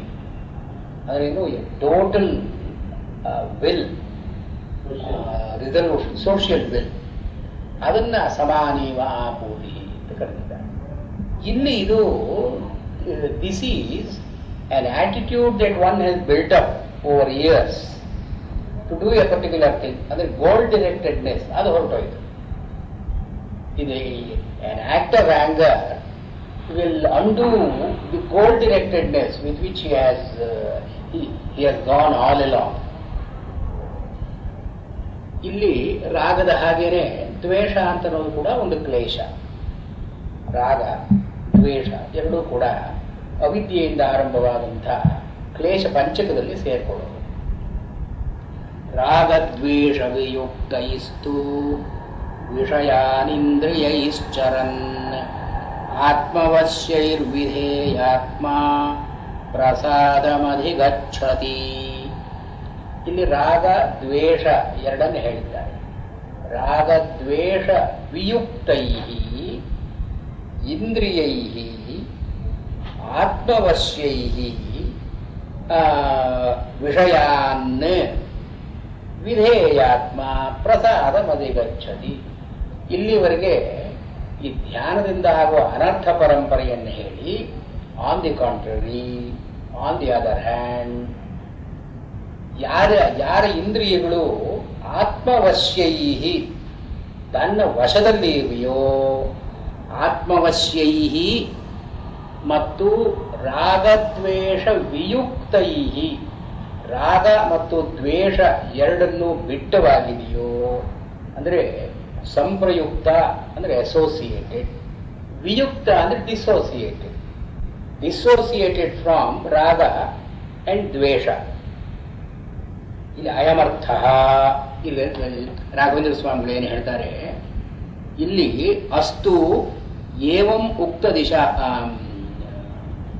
ರಾಗದ್ವೇಷಯೋ ಪರಂಪರೆಯ ಅನರ್ಥ ಪ್ರಾಪ್ತಿ ಫಲಂ ಇತಿ. ಹೀಗೆ ರಾಗದ್ವೇಷಗಳಿಂದ ಪರಂಪರೆಯಿಂದ ಅನರ್ಥ ಅಥವಾ ಒಂದು ಹಾನಿ ಅಂತಾಗುತ್ತೆ. ಜ್ಞಾನೇನ ತತ್ ಪರಿಜಹೀರ್ಷಾಣಾಂ, ಜ್ಞಾನವನ್ನು ಪಡ್ಕೊಂಡು ಇದರಿಂದ ತಪ್ಪಿಸಿಕೊಳ್ಳಬೇಕು ಅಂತ ಯಾರು ಪ್ರಯತ್ನ ಪಡ್ತಾರೋ ಅವರಿಗೆ ವಿಷಯಧ್ಯಾನಂ ಪರಂಪರೆಯ ತತ್ ಕಾರಣಂ ಇತಿ ಜ್ಞಾನೇನ. ಈ ಜ್ಞಾನ ಅಂತನ್ನೋದು ಸಾಕ್ಷಾತ್ಕಾರಕ್ಕೆ ಬೇಕಾಗತಕ್ಕ ಜ್ಞಾನಕ್ಕೆ ಮೊದಲಲ್ಲಿ ಬರತಕ್ಕ ಜ್ಞಾನ ಯಾವುದು? ಈ ವಿಚಾರವಾಗಿ ಚಿಂತನೆ. ರಾಗದ್ವೇಷಗಳಿಂದ ವಿಷಯಧ್ಯಾನಂ ಪರಂಪರೆಯ ತತ್ಕಾರಣಂ. ಈ ವಿಷಯಧ್ಯಾನ ಅಂತನ್ನೋದು ಅನರ್ಥಕ್ಕೆ ಕಾರಣವಾಗುತ್ತೆ ಅಂತನ್ನೋ ಜ್ಞಾನ. ಅದು ಏನು, ಹಿ ಸ್ಟಾರ್ಟ್ಸ್ ವಿತ್ ಈ ವಿಸ್ಡಮ್ ಎಟ್ ದಿಸ್ ಎಂಡ್. ಆ ಕಡೆ ಎಂಡಲ್ಲಿ ಬ್ರಹ್ಮ ಸಾಕ್ಷಾತ್ಕಾರ ಬರೋದು, ಅದು ಅಪರೋಕ್ಷ ಜ್ಞಾನ. ಅಪರೋಕ್ಷ ಜ್ಞಾನಕ್ಕೆ ದಾರಿ ಮಾಡಿಕೊಡೋ ಹಾಗೆ ಇದು ಮೊದಲನೇ ಮೆಟ್ಲು. ಮೊದಲನೇ ಮೆಟ್ಲು ಯಾವುದು? ವಿಷಯ ಧ್ಯಾನಂ ಪರಂಪರೆಯ ತತ್ಕಾರಣಮಿತಿ ಜ್ಞಾನಂ. He takes stock of the realities of life and then realises that ಈ ವಿಷಯ ಧ್ಯಾನದಿಂದ ಹೀಗೆ ತೊಂದರೆ ಬರುತ್ತೆ ಅಂತನ್ನೋ ಜ್ಞಾನ that will help the movement of the ಜ್ಞಾನ ಟುವರ್ಡ್ ಸಾಕ್ಷಾತ್ಕಾರ. ಇದು ಇದು ಬೆಟ್ಟ ಹತ್ತುವಾಗ ಈ ಕೆಳಗಡೆ ಒಂದು ಮೆಟ್ಲಿರುತ್ತೆ, ಪಡಿಕಾವಲಿ ಅಂತಂತಾರೆ. ಅದು ದಟ್ಸ್ ದಿ ಸ್ಟಾರ್ಟಿಂಗ್ ಪಾಯಿಂಟ್. ಇಲ್ಲೂ ಕೂಡ ಇವು ರಾಘವೇಂದ್ರ ಸ್ವಾಮಿಗಳು ಏನು ತೋರಿಸ್ತಾರೆ, ಈ ಸಾಧನೆಯಲ್ಲಿ ಸ್ಟಾರ್ಟಿಂಗ್ ಪಾಯಿಂಟ್ ಅಂದ್ರೆ ಏನು? ಹೀಗಿದ್ರಿಂದ ಅನರ್ಥವಾಗುತ್ತೆ, ವಿಷಯ ಧ್ಯಾನದಿಂದ ಅನರ್ಥವಾಗುತ್ತೆ ಅಂತನೋ ಜ್ಞಾನ, ಅಂತನೋ ತಿಳುವಳಿಕೆ. ಹೀಗೆ ವಿಷಯ ಧ್ಯಾನಂ ಪರಂಪರೆಯ ತತ್ಕಾರಣಮಿತಿ ಜ್ಞಾನೇನ ತದಕರಣಾತ್. ಈ ವಿಷಯ ಧ್ಯಾನವನ್ನು ಮಾಡದೇ ಇರೋದರಿಂದ ರಾಗದ್ವೇಷಯೋ ಅನುತ್ಪಾದ ಇತಿ. ಈ ವಿಷಯ ಧ್ಯಾನ ಒಂದು ಬಿಟ್ರೆ ಆ ಪರಂಪರೆಯಲ್ಲಿ ಮುಂದೆ ಏನು ಬರುತ್ತೋ ಅದೆಲ್ಲ ಇಲ್ಲವ ಇಲ್ಲ. ವಿಷಯ ಧ್ಯಾನ ಇದ್ರೆ ಸಂಘ, ಸಂಘ ಇದ್ರೆ ಕಾಮ, ಕಾಮದಿಂದ ಕ್ರೋಧ, ಕ್ರೋಧದಿಂದ ಮೋಹ, ಮೋಹದಿಂದ ಬುದ್ಧಿನಾಶ. ಇದು ಮೊದಲನೇದೇ ಇಲ್ಲದೆ ಇದ್ರೆ ಅಂದರೆ ಅಕರಣಾತ್, ಅಂದ್ರೆ ವಿಷಯ ಧ್ಯಾನ ಅಕರಣಾತ್ ರಾಗದ್ವೇಷಯೋ ಅನುತ್ಪತ್ತಿ. ರಾಗದ್ವೇಷಗಳು ಎರಡೂ ಇರೋಲ್ಲ.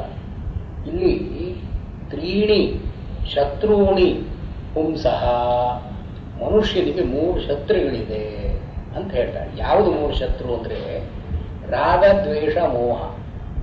ಇದನ್ನು ಬುದ್ಧ ಕೂಡ ಇದನ್ನು 3 ಮುಳ್ಳುಗಳು ಅಂತ ಹೇಳ್ತಾರೆ. ರಾಗ, ದ್ವೇಷ, ಮೋಹ. ರಾಗ ಅಂದರೆ ಅಟ್ಯಾಚ್ಮೆಂಟ್, ದ್ವೇಷ ಅಂದರೆ ಅವರ್ಷನ್, ಈ ಮೋಹ ಅಂದರೆ ಕನ್ಫ್ಯೂಷನ್. ಇದು ಮೂರು they are the enemies of man. ಇಲ್ಲಿ ರಾಗದ್ವೇಷ ವಿಯುಕ್ತೈ ಅಂತ ಅನ್ನೋದ್ರಲ್ಲಿ ರಾಗದ್ವೇಷ ಎರಡೇ ಹೇಳಿದ್ರು. ಮೋಹ ಅಂತ ಅನ್ನೋದು ಅಂತರ್ಗತ. ಎಲ್ಲಿ ರಾಗದ್ವೇಷಗಳಿರುತ್ತೋ ಅಲ್ಲಿ ಮೋಹ ಅಂತ ಅನ್ನೋದು ಸ್ವತಃ ಸಿದ್ಧವಾಗಿ ಇರುತ್ತೆ. ಮೋಹ ಕಾಂಟ್ ಎಕ್ಸಿಸ್ಟ್ ಇಂಡಿಪೆಂಡೆಂಟ್ಲಿ ಆಫ್ ರಾಗ ಅಂಡ್ ದ್ವೇಷ. ಇವಾಗ ದ್ವೇಷ ಅಂತ ಅನ್ನೋದು ಇಟ್ ನೀಡ್ಸ್ ರಾಗ ಆಸ್ ದಿ ಬ್ಯಾಕ್ಗ್ರೌಂಡ್. ರಾಗ ಇದ್ರೆ ದ್ವೇಷ.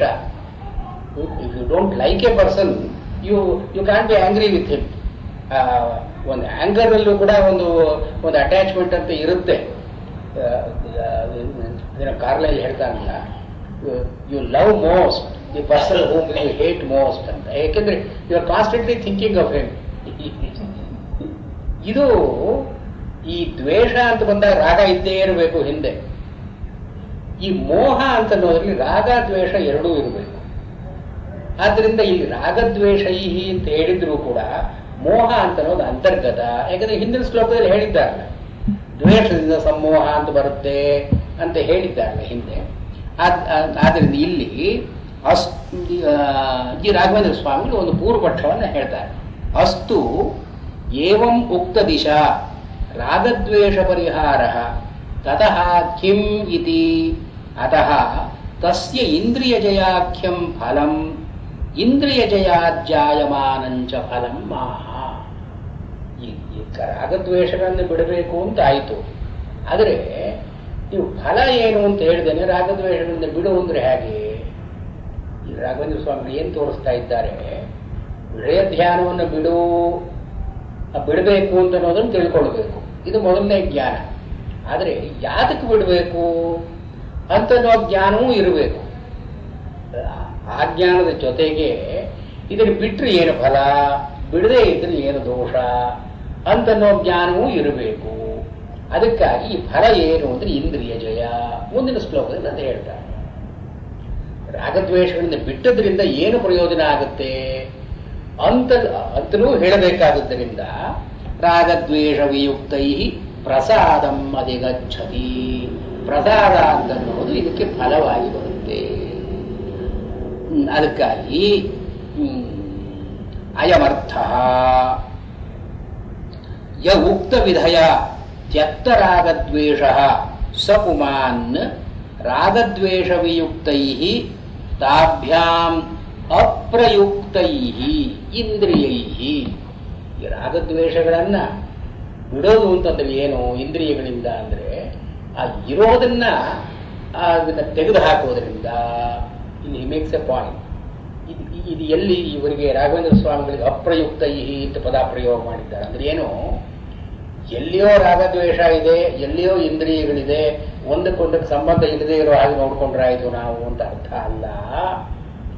ಇಂದ್ರಿಯಗಳಲ್ಲಿ ರಾಗದ್ವೇಷಗಳು ಸಹಜವಾಗಿ ಇರುತ್ತೆ. ಇದ್ದದ್ದನ್ನು ಬಿಡಿಸೋದ್ರಿಂದ ವಿಯೋಗ ಅಂತನೋ ಮಾತು. ಎಲ್ಲಿ ಸಂಯೋಗ ಇದೆಯೋ ಅದನ್ನು ಬಿಡಿಸೋದು ವಿಯೋಗ.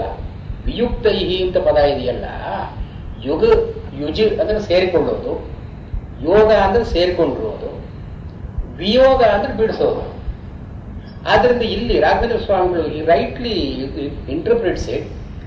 ಅಂದ್ರೆ ಇಲ್ಲಿ ರಾಗದ್ವೇಷ ಪರಂಪರೆಯಾದ ಕಾರಣಮಿತಿ. ರಾಗದ್ವೇಷ ವಿಯುಕ್ತೈ ತಾಭ್ಯಾಂ ಅಪ್ರಯುಕ್ತೈ. ಅದರ ಜೊತೆಗೆ ಇದನ್ನು ಸೇರದೇ ಇರುವ ಹಾಗೆ ಮಾಡೋದ್ರಿಂದ ಇದಕ್ಕೆ ಇವರಿಗೆ ರಾಘವೇಂದ್ರ ಸ್ವಾಮಿಗಳಿಗೆ ಈ ಐಡಿಯಾ ಕೊಟ್ಟವರು ಶಂಕರಾಚಾರ್ಯರು. ಅವರೇನು ಹೇಳ್ತಾರೆ, ರಾಗದ್ವೇಷ ಪುರಸ್ಸರಾಹಿ ಇಂದ್ರಿಯಾಣಾಂ ಪ್ರವೃತ್ತಿ ಸ್ವಾಭಾವಿಕಿ. ಇಂದ್ರಿಯಗಳು ರಾಗದ್ವೇಷ ಇಲ್ಲದೆ ಇಂದ್ರಿಯಗಳು ಕೆಲಸವೇ ಮಾಡೋಲ್ಲ. ಇದು ಯಾವ ಇಂದ್ರಿಯ ಕೆಲಸ ಮಾಡಿದ್ರು ಕೂಡ ಒಂದು value judgment goes along with it. This is good, this is bad, this is wanted, this is unwanted.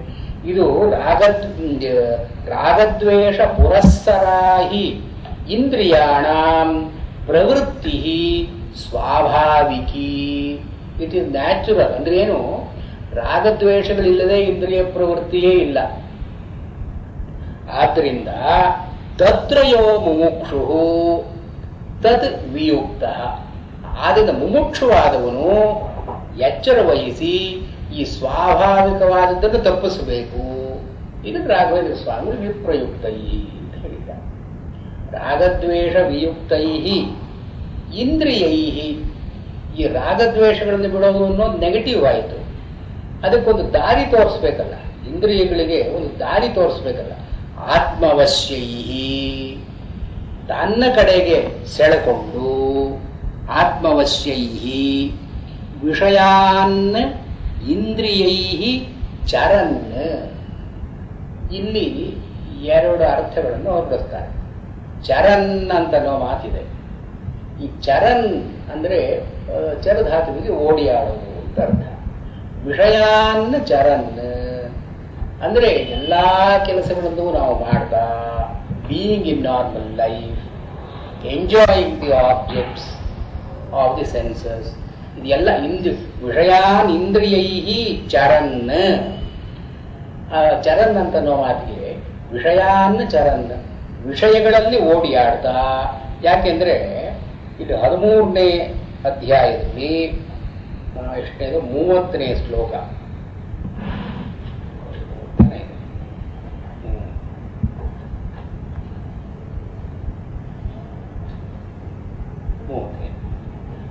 ಪ್ರಕೃತ್ಯೈವ ಚ ಕರ್ಮಾಣಿ ಕ್ರಿಯಮಾಣಾನಿ ಸರ್ವಶಃ ಯಃ ಪಶ್ಯತಿ ತದಾತ್ಮಾನಂ ಅಕರ್ತಾರಂ ಸ ಪಶ್ಯತಿ.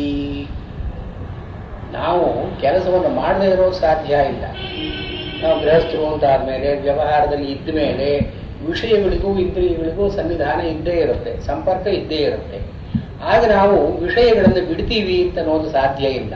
ಅದಕ್ಕಾಗಿ ಕೃಷ್ಣ ಹೇಳ್ತಾ ಇದ್ದಾನೆ, ವಿಷಯಾನ್ನ ಚರನ್ನ ಇಂದ್ರಿಯೈ. ಇಂದ್ರಿಯಗಳಿಂದ ವಿಷಯಗಳನ್ನ ಅನುಭವಿಸ್ತಾ, ಅದು ಇಂದ್ರಿಯಗಳು ಹೇಗಿರಬೇಕು? ಆತ್ಮವಶ್ಯೈ ರಾಗದ್ವೇಷ ವಿಯುಕ್ತೈ ಇಂದ್ರಿಯೈ. ಇಂದ್ರಿಯೈ ಅಂತ ಅನ್ನೋದಕ್ಕೆ ಕ್ವಾಲಿಫಿಕೇಶನ್ನು ಆತ್ಮವಶ್ಯೈ, ತನ್ನ ಅಧೀನವಾಗಿರತಕ್ಕಂಥ, ರಾಗದ್ವೇಷ ವಿಯುಕ್ತೈ, ರಾಗದ್ವೇಷಗಳಿಂದ ಬಿಟ್ಟಂಥ ಇಂದ್ರಿಯಗಳಿಂದ ನೀವು ಜಗತ್ತಿನಲ್ಲಿ ವ್ಯವಹಾರ ಮಾಡ್ತಾ ಇದ್ರೂ ಕೂಡ ಏನು ತೊಂದರೆ ಇಲ್ಲ. ವಿಷಯಾನ್ ಚರನ್ ಅಂತನ್ನೋ ಮಾತಿಗೆ ಇಲ್ಲಿ ಕೃಷ್ಣ ಕರ್ಮಯೋಗವನ್ನ ಹೇಳ್ತಾ ಇದ್ದಾನೆ, ಸನ್ಯಾಸ ಯೋಗವನ್ನ ಹೇಳ್ತಾ ಇಲ್ಲ ಅಂತನ್ನೋ ಅರ್ಥವನ್ನು ಕೆಲವರು ಹೇಳಿ ಚರನ್ ಅಂತನ್ನೋದಕ್ಕೆ ಇಲ್ಲಿ ಪ್ರಕೃತ್ಯ ಏವ ಚ ಕರ್ಮಾಣಿ ಕ್ರಿಯಮಾಣಾನಿ ಸರ್ವಶಃ. ನಮ್ಮ ಪ್ರಕೃತಿಯಿಂದಲೇನೆ, ಅಂದ್ರೆ ಸ್ವಭಾವದಿಂದಲೇನೆ ನಾವು ಕೆಲಸಗಳನ್ನು ಮಾಡಲೇಬೇಕಲ್ಲ. ಕಣ್ಣು ಅಂತ ನಮಗಿದೆ, ಕಣ್ಣು ನೋಡ್ಲೇಬೇಕಲ್ಲ. ಕಿವಿ ಅಂತ ಇದೆ, ಕಿವಿ ಕೇಳಲೇಬೇಕಲ್ಲ. ಇಂದ್ರಿಯಗಳು ತಮ್ಮ ತಮ್ಮ ಕೆಲಸ, ಜ್ಞಾನೇಂದ್ರಿಯಗಳು ಕರ್ಮೇಂದ್ರಿಯಗಳು ತಮ್ಮ ತಮ್ಮ ಕೆಲಸ ಮಾಡಲೇಬೇಕಲ್ಲ. ಅದಕ್ಕೆ ಕೃಷ್ಣ ಇದು 13ನೇ ಅಧ್ಯಾಯದಲ್ಲಿ ಏನ್ ಹೇಳ್ತಾನೆ? ಪ್ರಕೃತ್ಯೈವ ಚ ಕರ್ಮಾಣಿ ಕ್ರಿಯಮಾಣಾನಿ ಸರ್ವಶಃ ಅಂತನ್ನೋ ಮಾತನ್ನು ಇಲ್ಲಿ ಎತ್ತುಕೊಂಡು, ಹೀಗೆ ವಿಷಯಾನ್ ಇಂದ್ರಿಯೈ ಚರನ್, ಅದು ಸಾಮಾನ್ಯವಾಗಿ ಇರ್ತಾ ಲೋಕದಲ್ಲಿ ವ್ಯವಹಾರ ಮಾಡ್ತಾ ಅವನು ಪ್ರಸಾದ ಅಧಿಗಚ್ಚತಿ, ಪ್ರಸಾದವನ್ನು ಪಡೀತಾನೆ. ಪ್ರಸಾದ ಅಂದ್ರೆ ಏನು ಅಂತ ಮುಂದೆ ನೋಡೋಣ. ಇನ್ನು ಕೆಲವರು ಹೇಗೆ ಅರ್ಥ ಮಾಡ್ತಾರೆ ಇದನ್ನ, ವೇದಾಂತ ದೇಶದಲ್ಲಿ ಹೀಗೆ ಅರ್ಥ ಮಾಡಿದ್ದಾರೆ. ಚರು ಧಾತುವಿಗೆ ಚರತಿರಿತಿ, ಚರತಿರತ್ರ ಗತ್ಯರ್ಥ. ಚರನ್ ಅಂತನ್ನೋ ಮಾತಿಗೆ ಓಡಿ ಹೋಗುವುದು, ಓಡಿ ಆಡೋದು ಅಂತ ಅರ್ಥ. ಚರತಿ ರೀತಿ ಗತ್ಯರ್ಥ. ಆಕ್ರಮಣ ರೂಪಗತಿ ಅಂದ್ರೆ ಏನು? ಇದನ್ನ ಹಿಡ್ಕೊಂಡು ತನ್ನ ಇದರ ಮೇಲೆ ದಾಳಿ ಮಾಡಿ ಅಂತನೋ ಅರ್ಥ. ಆಕ್ರಮಣ ರೂಪ ಗತಿ ಏನು? ಸಂಹಾರ ರೂಪ. ಅಂದ್ರೆ ವಿಷಯಗಳಲ್ಲಿ ಇಂದ್ರಿಯಗಳನ್ನು ಬಿಡದೇನೆ, ವಿಷಯಾನ್ನ ಇಂದ್ರಿಯೈ ಚರನ್ ಅಂತನ್ನೋ ಮಾತಿಗೆ ವಿಷಯಾನ್ ತಿರಸ್ಕೃತ್ಯ ವಿದ್ಯಮಾನ, ವಿಷಯಗಳನ್ನ ಆ ಕಡೆ ತಳ್ಳಿ ಅಂತನೋ ಅರ್ಥ. ವಿಷಯಾನ್ ಚರನ್ ಅಂತನೋ ಮಾತು. ಹೀಗೆ ಎರಡು ಅರ್ಥಗಳನ್ನು ಮಾಡ್ತಾರೆ. ಚರನ್ ಅಂದ್ರೆ ಸಾಮಾನ್ಯವಾಗಿ ಇರ್ತಾ ಅಂತ. ಇನ್ನು ಕೆಲವು ವಿಷಯಗಳನ್ನು ಅನುಭವ ಮಾಡದೇನೆ ವಿಷಯಾನ್ ತಿರಸ್ಕೃತ್ಯ ವರ್ತಮಾನ ಅಂತ ರಾಮಾನುಜಾಚಾರ್ಯರು ವೇದಾಂತ ದೇಶಿಕರು ಇಲ್ಲಿ ವಿಷಯಾನ್ ಇಂದ್ರಿಯೈ ಚರನ್ ಅಂತನೋ ಮಾತು ಈ ಅರ್ಥವನ್ನು ಹೇಳ್ತಾರೆ. ಆದರೆ ಎರಡನೇ ಅರ್ಥ ಸ್ವಲ್ಪ ಸ್ಟ್ರೈನ್ಡ್ ಅಂತ ಕಾಣುತ್ತೆ. ಅಂದ್ರೆ ಏನು ಅದನ್ನು ಎಳೆದು ಯಾವುದೋ ಒಂದು ಇದಕ್ಕೆ ಚರಣ ಸಾಮಾನ್ಯವಾದ ಅರ್ಥ ವಿಷಯಾಂಚರನ್ನು ವಿಷಯಗಳನ್ನು ಅನುಭವಿಸ್ತಾ ವಿಷಯಗಳಲ್ಲಿ ಇಂದ್ರಿಯಗಳನ್ನು ಓಡಾಡೋದಕ್ಕೆ ಬಿಟ್ಟು ಅಂತ ಅಷ್ಟೇ ಅರ್ಥ. ವಿಷಯ ಅದು ಇಂದ್ರಿಯಗಳು ಹೇಗಿರಬೇಕು, ರಾಗದ್ವೇಷ ವ್ಯಕ್ತೈ ಆತ್ಮವಶಿ. It makes sense. ಇಲ್ಲಿ ಚರನ್ ಅಂತ ಮಾತಿಗೆ ಹೀಗೆ ವಿಪರೀತ ಅರ್ಥವನ್ನು ಮಾಡೋದು ಅಷ್ಟೇನು ಅಲ್ಲಿ ಸಾಧುವಾಗಿ ಕಾಣಿಸೋಲ್ಲ. ಹೀಗೆ ಆತ್ಮವಶ್ಯೈ ವಿಧೇಯಾತ್ಮ ಪ್ರಸಾದಂ ಅಧಿಗಚ್ಚತಿ. ಪ್ರಸಾದವನ್ನ ಅವನು ಪಡ್ಕೊಳ್ಳುತ್ತಾನೆ. ಈ ಪ್ರಸಾದ ಅಂತನ್ನೋ ಮಾತಿಗೆ ಕೆಲವರು ವಲ್ಲಭಾಚಾರ್ಯರು ನೇರವಾಗಿ ಭಗವತ್ ಪ್ರಸಾದಂ ಅಧಿಗಚ್ಚತಿ ಹೀಗೆ ಇಲ್ಲಿ ಆತ್ಮವಶ್ಯೈ ಅಂತನ್ನೋ ಮಾತಿಗೆ ಪರಮಾತ್ಮವಶ್ಯೈ ಅಂತ ಅರ್ಥ ಮಾಡಿ ಪರಮಾತ್ಮನ ಕಡೆ ಇಂದ್ರಿಯಗಳನ್ನೆಲ್ಲ ಬಿಟ್ಟು, ಅಂದ್ರೆ ಏನು, ನೋಡೋದನ್ನೆಲ್ಲ ಪರಮಾತ್ಮನ ರೂಪಗಳನ್ನೇ ನೋಡಿ, ಕೇಳೋದನ್ನ ಪರಮಾತ್ಮನ ಗುಣಗಾನವನ್ನೇ ಕೇಳಿ ಇತ್ಯಾದಿಯಾಗಿ ಇದು ಆತ್ಮವಶ್ಯೈ ವಿಧೇಯ. ಎಲ್ಲ ಇಂದ್ರಿಯಗಳಿಂದಲೂ ಕೂಡ ಪರಮಾತ್ಮನನ್ನೇ ಮನಸ್ಸಿನಲ್ಲಿ ಇಟ್ಟುಕೊಂಡು ಇದು ಆತ್ಮವಶ್ಯೈ ಅಂತ ಮಾತಿಗೆ ಅರ್ಥ.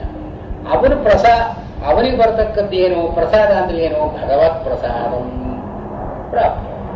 ಅವನು ಭಗವತ್ ಪ್ರಸಾದವನ್ನು ಪಡ್ಕೊಳ್ತಾನೆ. ಇವರು ಈ ಮೂರು ಆಚಾರ್ಯರು ಈ ಅರ್ಥವನ್ನು ತಗೊಂಡಿಲ್ಲ. ಶಂಕರಾಚಾರ್ಯರಾಗಲಿ, ರಾಮಾನುಜರಾಗಲಿ ಅಥವಾ ಮಧ್ವಾಚಾರ್ಯರಾಗಲಿ, ಇಲ್ಲಿ ಶಂಕರಾಚಾರ್ಯರು ಪ್ರಸಾದ ಅಂತನ್ನೋ ಮಾತಿಗೆ ಒಂದು ಎಟಿಮೊಲಾಜಿಕಲ್ ಯೌಗಿಕವಾದ ಅರ್ಥ, ರೂಢಿಯಲ್ಲಿರುವ ಅರ್ಥವನ್ನು ತಗೊಂಡಿದ್ದಾರೆ. ಏನು, ಪ್ರಸನ್ನತಾ, ಸ್ವಾಸ್ಥ್ಯಂ ಅಂದ್ರೆ ಏನು, clarity of mind, peace of mind, tranquillity, ಇದು ಪ್ರಸಾದ. ಪ್ರಸನ್ನತಾ ಮತ್ತು ಸ್ವಾಸ್ಥ್ಯಂ. ಈ ಸ್ವಾಸ್ಥ್ಯ ಅಂದ್ರೆ ಸ್ವಸ್ಥಸ್ಯ ಭಾವ, ಸ್ವಾಸ್ಥ್ಯಂ ಸ್ವಸ್ಥನಾಗಿರೋದರ ಭಾವ ಸ್ವಾಸ್ಥ್ಯ. ಸ್ವಸ್ಥ ಅಂದ್ರೆ ಏನು, ತನ್ನಲ್ಲಿ ತಾನಿರತಕ್ಕದ್ದು ಸ್ವಸ್ಥ. ಸ್ವಸ್ಮಿನ್ ಸ್ಥಾಸ್ಯತಿ ಇತಿ ಸ್ವಸ್ಥ. ತನ್ನಲ್ಲಿ ತಾನಿರತಕ್ಕದ್ದು ಅವನು ಸ್ವಸ್ಥ. ಅಂದ್ರೆ ಕನ್ನಡದಲ್ಲಿ ಆರೋಗ್ಯಕ್ಕೂ ಏನು ಸ್ವಸ್ಥವಾಗಿದ್ದೀರಾ ಅಂತ ಕೇಳ್ತೀವಿ. ಅಂದ್ರೆ ಸ್ವಸ್ಥ ಅಂದ್ರೆ ಏನು, ನೀವು ಡಾಕ್ಟರ್ ಮೇಲೆ ಡಿಪೆಂಡ್ ಆಗಿಲ್ಲ ತಾನೆ, ಅಥವಾ ಔಷಧಿಗಳ ಮೇಲೆ ಡಿಪೆಂಡ್ ಆಗಿಲ್ಲ ತಾನೆ, ನಿಮ್ಮ ಮೇಲೆ ನೀವು ಡಿಪೆಂಡ್ ಆಗಿದ್ದೀರಲ್ಲ, ಇದು ಸ್ವಸ್ಥ. ಇದು ಪ್ರಸನ್ನದ ಅಂತನ್ನೋ ಹಾಗೆ ಪ್ರಸನ್ನದ ಸ್ವಾಸ್ಥ್ಯಂ. ಇದು ಪ್ರಸಾದಂ ಅಧಿಗಚ್ಚತಿ. ಇವನ ಇಂದ್ರಿಯಗಳು ಹಿಡಿತದಲ್ಲಿದೆ, ರಾಗದ್ವೇಷಗಳು ಇವನ ಮನಸ್ಸಿನಲ್ಲಿ ಇಲ್ಲ. ವಿಷಯಗಳ ಕಡೆ ಇವ ಇಂದ್ರಿಯಗಳ ಕೆಲಸ ಮಾಡಿದ್ರೂ ಕೂಡ ಇವನ peace of mind and tranquility ಏನು ಹೋಗಲಿಲ್ಲ. ಪ್ರಸಾದಂ ಅಧಿಗಚ್ಚತಿ. He attains to a tranquil state of mind even when ಈ ವ್ಯವಹಾರ ಮಾಡ್ತಾ ಇದ್ದಾಗೂ. ಇದು ಪ್ರಸಾದ, ಸ್ವಾಸ್ಥ್ಯ ಅಂತ ಹೇಳ್ತಾರೆ. ಆಮೇಲೆ ಇವರು ಶುದ್ಧದ ಅಂತ ಒಂದು ಅರ್ಥ ಇದೆ, ಪ್ಯೂರಿಟಿ.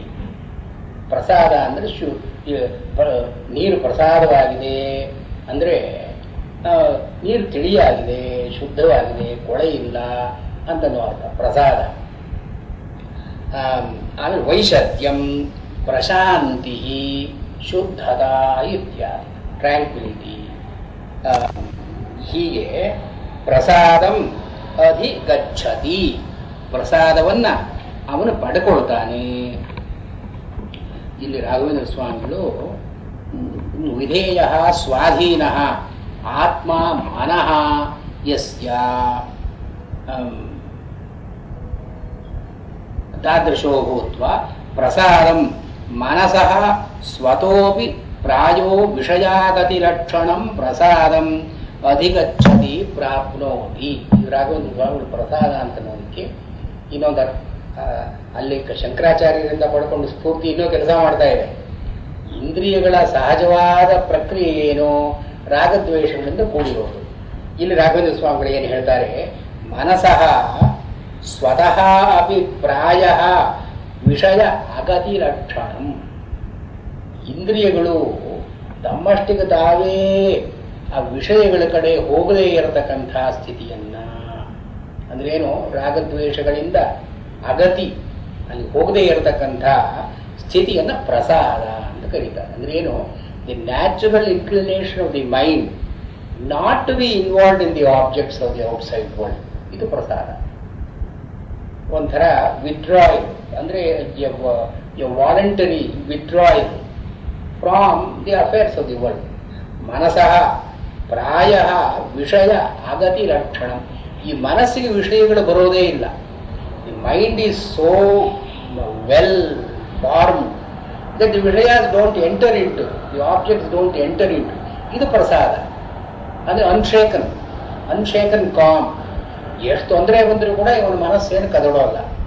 ಇದನ್ನು ಪ್ರಸಾದ ಅಂತ ಕರಿಬೇಕು ಅಂತ ರಾಘವೇಂದ್ರ ಸ್ವಾಮಿಗಳು ಹೇಳ್ತಾರೆ.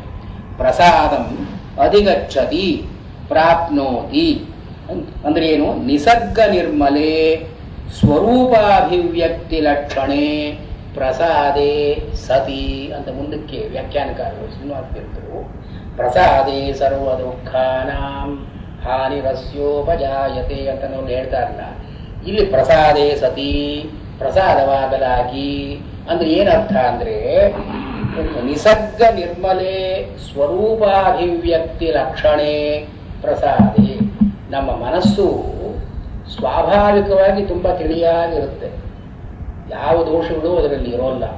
ಸ್ವಭಾವ ನಿರ್ಮಲೆ, ಸ್ವಭಾವವಾಗಿ ನಿರ್ಮಲವಾಗಿದೆ ಮನಸ್ಸು. ಹೊರಗಡೆಯಿಂದ ನಮ್ಮ ವ್ಯವಹಾರದಿಂದ ಅದಕ್ಕೆ ದೋಷಗಳು ಬರುತ್ತೆ ಅಷ್ಟೇ ವಿನ ಈ ಸಾಧನೆಯಿಂದ ಮನಸ್ಸು ತಿರುಗಿ ಸ್ವಭಾವ ನಿರ್ಮಲವಾಗಲಾಗಿ ಸ್ವರೂಪಾಭಿವ್ಯಕ್ತಿ ಲಕ್ಷಣೆ. ಮನಸ್ಸಿಗೆ ಹಿಂದಿರತಕ್ಕಂಥದ್ದು ಜೀವ ಅಥವಾ ಆತ್ಮ. ಈ ಆತ್ಮನ ಸ್ವರೂಪ ಏನು, ಇದರ ಒಂದು ರಿಫ್ಲೆಕ್ಷನ್ ಈ ಮನಸ್ಸಿನಲ್ಲಿ ಬೀಳೋ ಹಾಗಿದೆ. ಮನಸ್ಸು ತಿಳಿಯಾಗಿದ್ದಾಗ ಈ ಆತ್ಮನ ನೆರಳು ಅದರ ಮೇಲೆ ಬೀಳುತ್ತೆ. ಇದು ಸ್ವರೂಪ ಅಭಿವ್ಯಕ್ತಿ ಲಕ್ಷಣ. ಮನುಷ್ಯನಿಗೆ ಆತ್ಮಜ್ಞಾನ ಅಂತ ಆಗುತ್ತೆ. ತನ್ನ ಒಳಗಿರ್ತಕ್ಕಂಥದ್ದು ಅವನ ಮನಸ್ಸಿಗೆ ಸ್ಪಷ್ಟವಾಗಿ ಗೊತ್ತಾಗುತ್ತೆ. ಇವಾಗ ಈ ಉಪನಿಷತ್ನಲ್ಲೂ ಬರುತ್ತೆ, ಇದು ಹೃದಯ ತಿಷ್ಠತಿ. ಇವನು ಬ್ರಹ್ಮ ಅಥವಾ ಆತ್ಮ ಎಲ್ಲರ ಹೃದಯದಲ್ಲಿ ಇರ್ತಾನೆ. ಆದರೆ ಈ ಮನಸ್ಸು ಯಹ ಆತ್ಮನಿ ತಿಷ್ಠನ್ ಆತ್ಮಾನ ವೇದ, ಇಲ್ಲಿ ಒಳಗಿದ್ದುಕೊಂಡು ಜೀವನಿಗೆ ಒಳಗಿದ್ದಾನೆ ಅಂತ ಗೊತ್ತಿಲ್ಲ, ಆದರೆ ಅವನಿಗೆ ಜೀವ ಅಂತ ಗೊತ್ತು. ಹೀಗೆ ಆತ್ಮನಿ ತಿಷ್ಠನ್ ಒಳಗಿದ್ದುಕೊಂಡು ಜೀವ ಯಾರನ್ನ ಅರಿಲಾರನೋ ಅವನನ್ನ ಅಂತರ್ಯಾಮಿ ಅಂತ ಕರೀತಾರೆ. ಈ ಅಂತರ್ಯಾಮಿ ಶ್ರುತಿಯಲ್ಲಿ ಇದು ಬರುತ್ತಲ್ಲ, ಯಹ ಪೃಥವ್ಯಾಂ ತಿಷ್ಠನ್ ಪೃಥ್ವಿಯೋ ಯಂ ನ ವೇದ ಇತ್ಯಾದಿಯಾಗಿ ಸಹ ಅಂತಃ ಯಮಯತಿ ಇದು ಅಂತರ್ಯಾಮಿ. ಇಲ್ಲಿ ಮನಸ್ಸಿನ ಒಳಗೆ ಅವನು ಬ್ರಹ್ಮ ಆತ್ಮ ಅಂತನೋನು ಇದ್ದಾನೆ. ಆದರೆ ಮನಸ್ಸೆಲ್ಲ ಇಂದ್ರಿಯಗಳ ಜೊತೆ ಹೊರಗೆ ಕೆಲಸ ಮಾಡೋದ್ರಿಂದ ಅದು ಕಶ್ಮಲ ರೂಷಿತವಾಗಿ ಒಳಗೇನಿದೆ ಅಂತ ಗೊತ್ತಾಗೋಲ್ಲ. ಹೀಗೆ ಈ ಯೋಗಾಭ್ಯಾಸದಿಂದ ಆತ್ಮವಶೀಹಿ ವಿಧೇಯಾತ್ಮ ಮನಸ್ಸು ತಿಳಿಯಾಗಲಾಗಿ ಅಂತಃಕರಣ ಶುದ್ಧಿಯಿಂದ ನಾವು ಏನು ಹೇಳ್ತೀವೋ ಸತ್ವಶುದ್ಧಿಯಿಂದ ಇದಾಗಲಾಗಿ ಆತ್ಮ ಅದರಲ್ಲಿ ಸ್ಪಷ್ಟವಾಗಿ ಕಾಣಿಸ್ಕೊಳ್ತಾನೆ ಅಂಥೇಳಿ ಇಲ್ಲಿ ನಿಸರ್ಗ ನಿರ್ಮಲೆ ಪ್ರಸಾದಾಭಿವ್ಯಕ್ತಿ ಸ್ವರೂಪಾಭಿವ್ಯಕ್ತಿ ಲಕ್ಷಣೆ ಪ್ರಸಾದೇ ಸತಿ.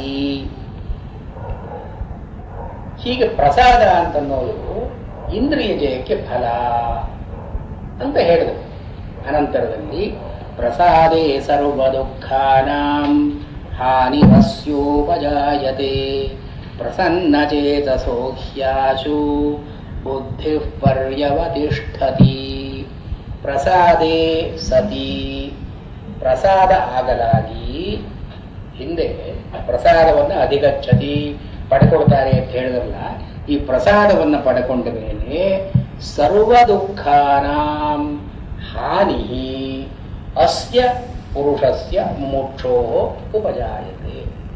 ಅಸ್ಯ ಮುಮುಕ್ಷೋ, ಈ ಸಾಧಕ ಇದ್ದಾನಲ್ಲ, ಮೋಕ್ಷದ ಕಡೆ ಪ್ರಯತ್ನ ಪಡ್ತಾ ಇರೋ ಸಾಧಕ, ಅಸ್ಯ ಇವನ ಸರ್ವ ದುಃಖಾನಾಂ ಹಾನಿ, ಆಧ್ಯಾತ್ಮಿಕಾದಿ ಭೌತಿಕ ಆದಿ ದೈವಿಕ ಅಂತ 3 ತಾಪತ್ರಯಗಳು ಉಂಟಲ್ಲ ನಮಗೆ. ಈ ತಾಪತ್ರಯಗಳು ಕೂಡ ಸರ್ವ ದುಃಖಾನಾಂ ಹಾನಿ ವಿನಾಶ ಜಾಯತೆ. ಈ ಈ ಪ್ರಸಾದದಿಂದ ಆಗತಕ್ಕಂಥ ನೆಗೆಟಿವ್ ಗೇನ್ ನಮ್ಮನ್ನು ಯಾವುದು ಇಲ್ಲಿವರೆಗೆ ತೊಂದರೆ ಪಡಿಸ್ತಾ ಇತ್ತೋ ಅದೆಲ್ಲ ಹೊರಟೋಗುತ್ತೆ. ಮುಮುಕ್ಷು ಮತ್ತೆ ಪ್ರಸನ್ನ ಚೇತಸಃ ಹಿ ಆಶು ಬುದ್ಧಿ ಪರ್ಯವತಿಷ್ಠತಿ. ಒಬ್ಬ ಪಾಸಿಟಿವ್ ಗೇನ್ ಏನು ಅಂದರೆ ಪ್ರಸನ್ನ ಚೇತಸ, ಯಾರ ಮನಸ್ಸು ಪ್ರಸನ್ನವಾಗಿರುತ್ತೋ ಪ್ರಸಾದವನ್ನು ಪಡ್ಕೊಂಡಿರುತ್ತೋ ಅವನಿಗೆ ಆಶು ಕ್ಷಿಪ್ರಂ ಬೇಗ, ಅಂದರೆ without much effort any more or before long. ಆಶು ಬುದ್ಧಿ, ಈ ಬುದ್ಧಿ ಅಂತನ್ನೋದು ಈ ಬ್ರಹ್ಮಾಪರೋಕ್ಷ್ಯ ಅಂತ ಹೇಳ್ತಾರೆ. ಬ್ರಹ್ಮಾಪರೋಕ್ಷ್ಯ, ಬ್ರಹ್ಮನನ್ನ ನಾನು ಪಡ್ಕೊಳ್ಬೇಕು, ಬ್ರಹ್ಮನನ್ನು ಸಾಕ್ಷಾತ್ಕಾರ ಮಾಡಿಕೊಳ್ಬೇಕು ಅಂತನೋ ಒಂದು ಆಟಿಟ್ಯೂಡ್ ಇಂದ ಓರಿಯೆಂಟೇಷನ್, ಆ ರೀಸನ್ ಅಂತ ಹೇಳಿದ್ವಲ್ಲ, ಬುದ್ಧಿನಾಶ ಅಂತ ಹಿಂದೆ ಹೇಳಿದ್ವಲ್ಲ, ಈ ಬುದ್ಧಿ ಪರ್ಯವತಿಷ್ಠತಿ. ಈ ಆಕೂತಿ, ಈ ಆಕೂತಿ ಅಂದರೆ ದ ಡಿರೆಕ್ಷನ್ ಟು ಲೈಫ್, ಇದು ಪರ್ಯವತಿಷ್ಠತಿ, ಬಿಕಮ್ ಸೆಟಲ್ಡ್. ಬುದ್ಧಿ ಅಂದರೆ ಇಲ್ಲಿ ಬ್ರಹ್ಮಾಪರೋಕ್ಷೇಣ ಸಮ್ಯಕ್ ಸ್ಥಿತಿಂ ಕರೋತಿ. The individual becomes well established in that will, ಅಂದರೆ ಇದು ಎಂಟೈರ್ ಲೈಫ್ ಬಿಕಮ್ಸ್ ಗೋಲ್ ಡಿರೆಕ್ಟೆಡ್. ಏನೋ ಒಂದು ಪರ್ಪಸ್ ಇದೆ, ಪರ್ಪಸ್ ಇಂದ ಇದು ಬುದ್ಧಿ ಪರಿ ಅವತಿಷ್ಠತಿ, ಅಂದರೆ ಆಕಾಶದ ಹಾಗೆ ಪರಿ ಅಂದರೆ ಸಮಂತಾತ್ ಅವತಿಷ್ಠತಿ, ಎಲ್ಲದರಲ್ಲಿಯೂ ಇರುತ್ತೆ ಆಕಾಶವತ್.